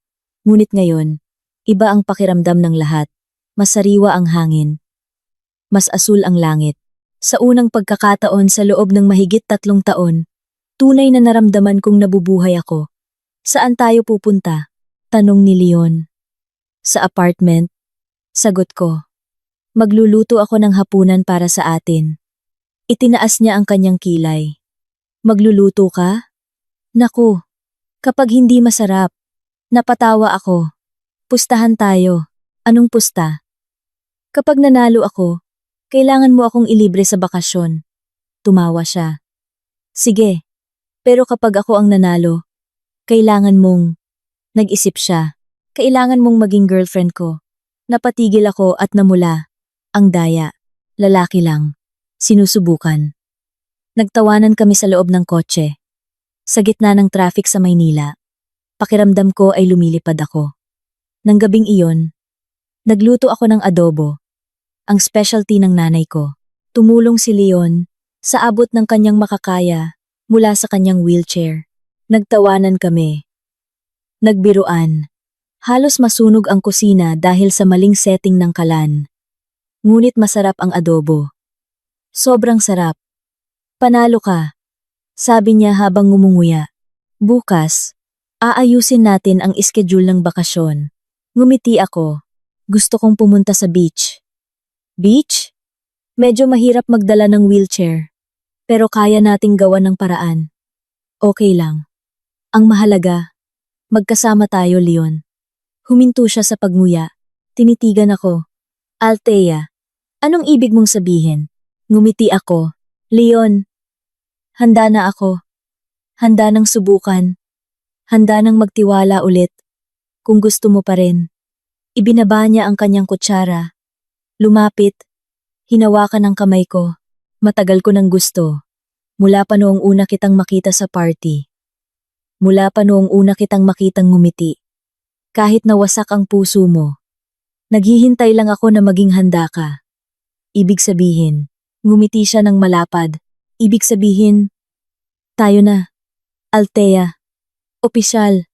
Napatawa ako. Umiyak. At niyakap siya. Sa kanyang yakap. Naramdaman kong ligtas ako. Sa kanyang yakap.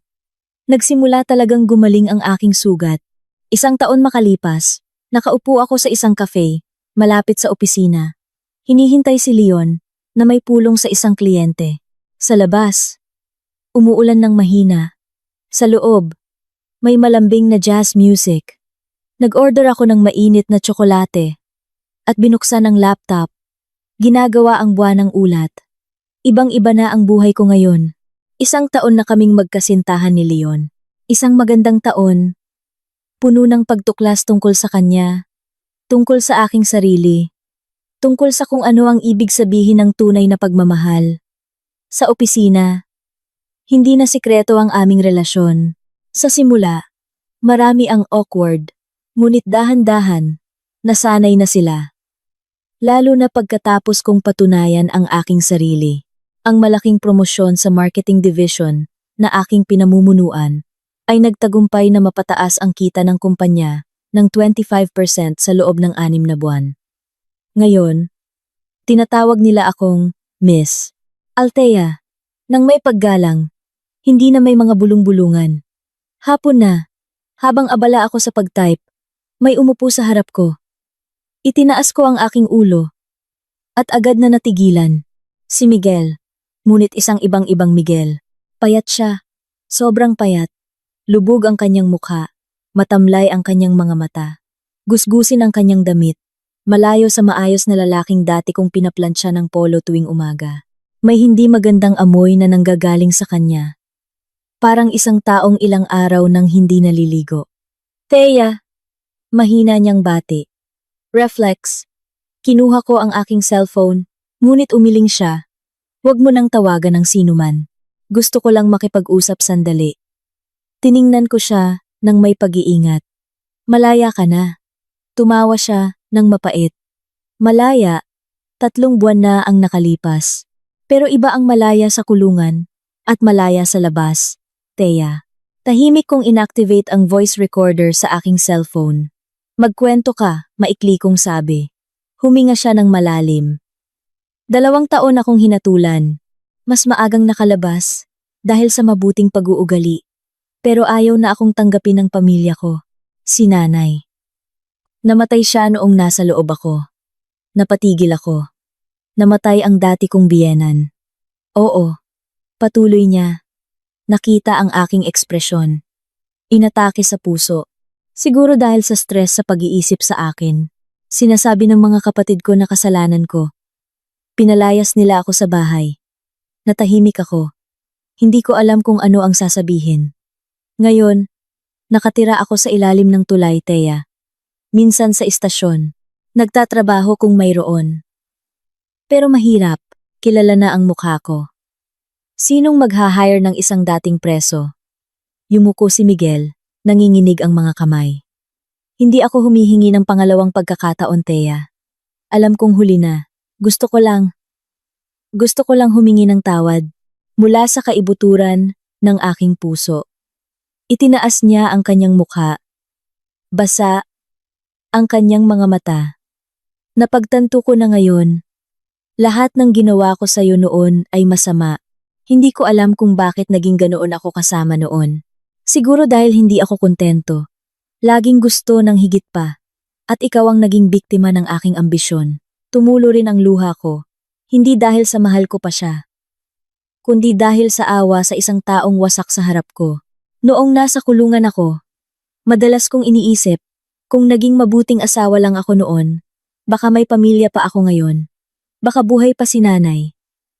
Baka hindi ako nandito, humihingi ng tawad habang amoy pawis. Napahagulgol siya. Natahimik ako. Pasensya na, Thea. Pasensya na sa lahat. Hindi ko inaasahan na patatawarin mo ako. Pero kailangan kong sabihin ito.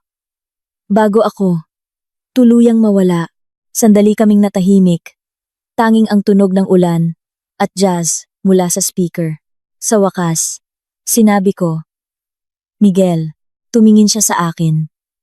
Pinapatawad na kita. Nanlaki ang kanyang mga mata. Hindi dahil karapat-dapat kang patawarin, kundi dahil ayokong magdala ng bigat ng galit habang buhay. Naka-move on na ako. Masaya na ako ngayon. Ngumiti siya. Isang mapait na ngiti, guminhawa, malungkot, magkahalo. Salamat, Thea. Ikaw, napakabait mo. Mas mabait kaysa sa nararapat sa akin. Tumayo siya. Nanginginig ang mga kamay. Pagkatapos ay may kinuha siya mula sa bulsa ng kanyang gusgusing pantalon. Isang singsing. Ang aming wedding ring dati. Dala ko ito saan man ako magpunta. Isang paalala na mayroon akong isang bagay na mahalaga. Ngunit itinapon ko dahil sa aking kahangalan. Inilagay niya ito sa mesa. Baka gusto mong itago o itapon. Bahala ka. Tumalikod siya. Naglakad papalayo sa cafe. Tiningnan ko ang singsing. Isang simpleng singsing na puting pilak, na may nakaukit na petsa ng aming kasal. 3 taon na ang nakalipas. Isinuot ko ito, nang may pag-asa. Ngayon, isang malamig na metal na lang ang natira. Bumukas ang pinto ng cafe. Pumasok si Leon sa kanyang wheelchair. Pagkakita sa aking ekspresyon, agad siyang lumapit. Thea, bakit? Anong problema? Hindi ako makapagsalita. Itinuro ko lang ang pinto. Lumingon si Leon. Nakita ang isang payat na figura na papalayo sa gitna ng ulan. Si Miguel yon? Tumango ako. Hinawakan niya ang kamay ko. Anong ginawa niya? Ginulo ka ba niya? Umiling ako. Humingi siya ng tawad. Wasak na siya. Leon. Wasak na ang buhay niya. Natahimik si Leon. Pagkatapos ay sinabi, may karma. Thea. Maaga o huli. Alam kong tama siya. Pero kahit na, masakit ang puso ko. Leon, pwede ba akong humiling ng isang bagay? Ano? Pakiusap. Tulungan mo siya. Bigyan mo siya ng kahit anong trabaho para makabangon siya. Tinitigan ako ni Leon nang matagal, pagkatapos ay ngumiti. Napakabait mo. Dati ko siyang asawa, Leon. Kahit na masama siya, minahal ko siya. Hindi ko kayang makita siyang ganito. Huminga ng malalim si Leon. Pag-iisipan ko. Pero sige, titingnan ko kung anong posisyon ang available sa warehouse. Mabigat na trabaho. Pero marangal. Kung gusto niya, sige. Niyakap ko siya. Salamat, Leon. Niyakap niya ako pabalik. Alam mo, Althea, ito ang dahilan kung bakit mahal kita. Ang puso mo ay kasing lawak ng karagatan. Lalong lumakas ang ulan sa labas. Ngunit sa loob ng cafe, sa yakap ni Leon, naramdaman kong mainit. 2 linggo makalipas, nagsimulang magtrabaho si Miguel bilang isang warehouse worker sa isang subsidiary ng Global Investama Corp, minimum wage. May libreng tirahan sa isang simpleng dormitoryo. Hindi isang marangyang buhay, ngunit mas mabuti kaysa sa matulog sa ilalim ng tulay. Hindi na siya lumapit sa akin. Minsan, nagkakasalubong kami sa hallway. Yumuyuko lang siya at bumabati. Nang may paggalang, tumango ako pabalik. Sapat na, nagsalita na ang karma. At ako, napatawad ko na. Ngayon, oras na para magpatuloy. 1 taon makalipas, nakatayo ako sa harap ng isang mahabang salamin. Tinitingnan ang aking simpleng ivory na wedding gown. Hindi isang marangyang bestida, ngunit sapat na maganda para sa espesyal na araw na ito. Handa ka na? Boses ng nanay ko mula sa likod ng pinto. Ngumiti ako. Handa na po, Nay. Simple lang ang kasal na ito, tanging malalapit na pamilya at ilang kaibigan, sa isang maliit na hotel sa Tagaytay, na may tanawin ng luntiang kabundukan. Gusto ni Leon na ganoon. Intimate, mainit, walang labis na luho. Naglakad ako papunta sa altar. Hinihintay na ako ni Leon sa kanyang wheelchair. Ang kanyang puting Amerikana ay nagpatingkad sa kanyang kagwapuhan. Nangingilid ang luha sa kanyang mga mata nang makita niya ako. Napakaganda mo. Bulong niya nang umupo ako sa tabi niya. Ang gwapo mo rin. Bulong ko pabalik. Ngumiti kami na parang mga high school students. Naging maayos ang seremonya. Binasa ng pari ang mga panata ng may katiyakan. Binigkas ito ni Leon nang walang pag-aalinlangan at opisyal na kaming mag-asawa. Sa reception, isang hindi inaasahang bisita ang dumating, si Miguel. Nakatayo siya sa entrance, nag-aalinlangan. Maayos ang kanyang damit, malinis, mabango, nakasuklay ang buhok. 2 taong pagtatrabaho sa warehouse ang nagpabago sa kanya. Mas may laman ang kanyang katawan, mas buhay ang kanyang mga mata. Tiningnan ko si Leon. Tumango siya. Lumapit ako kay Miguel.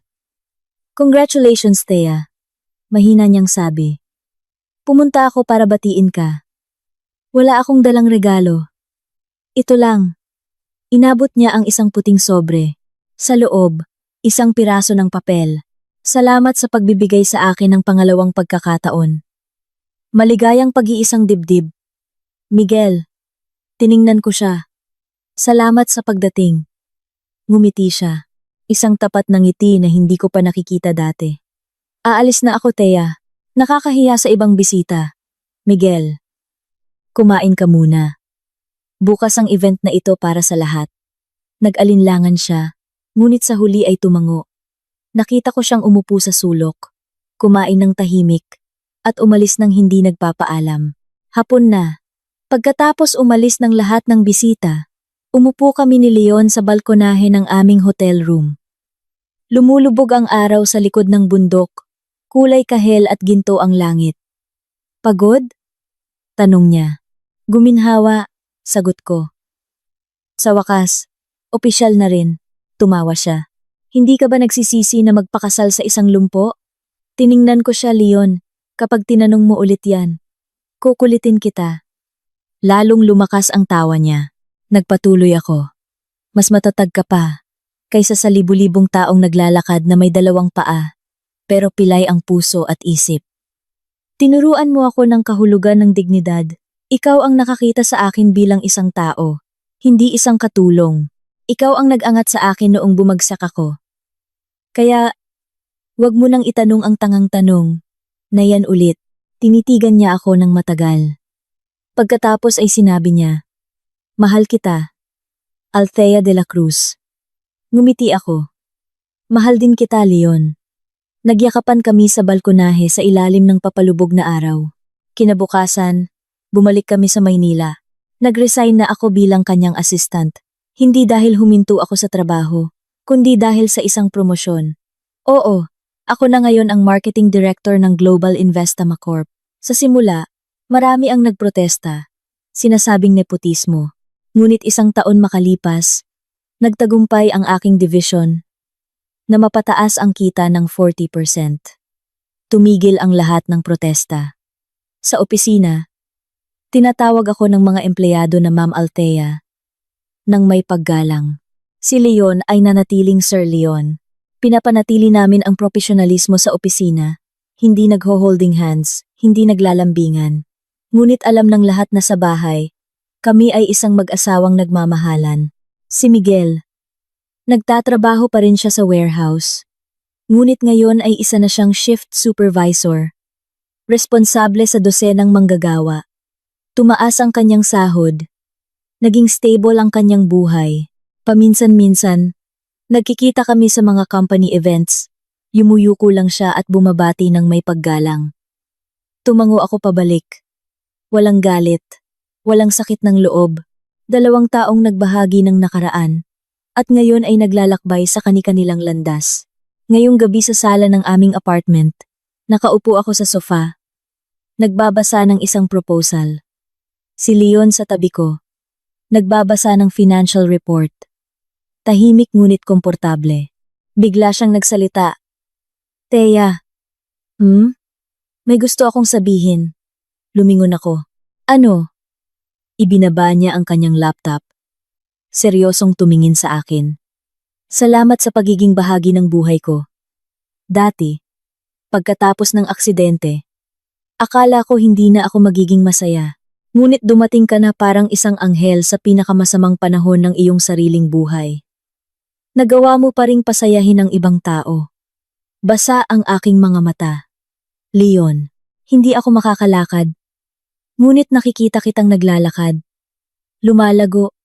umuunlad, at iyon ay higit pa sa sapat. Ipinagmamalaki kong maging asawa mo. Niyakap ko siya ng mahigpit. Sa kanyang yakap, naaalala ko ang lahat ng pinagdaanan ko. Ang gabing pinalayas ako, ang malamig na hagdanan, ang malakas na ulan, at ang lalaking naka-wheelchair na sumundo sa akin na may payong. Mula sa pinakamasakit na pagsubok, natagpuan ko ang tunay na pag-ibig. Mula sa lalaking nagmaliit sa akin, itinaas ako bilang isang direktor ng ibang lalaking nagpahalaga sa akin. Ngayon, naiintindihan ko na ang buhay ay hindi tungkol sa kung ano ang nangyayari sa'yo, kundi tungkol sa kung ano ang ginagawa mo pagkatapos. Pinili kong bumangon, pinili kong magtiwala, pinili kong maging masaya. At dito, sa yakap ng aking asawa, na may isang basong mainit na tsaa sa mesa, at isang tumpok ng trabahong naghihintay bukas. Alam kong hindi ako katulong ng sinuman. Ako ang reyna sa sarili kong tahanan, kasama ang isang haring nagmamahal sa akin ng buo.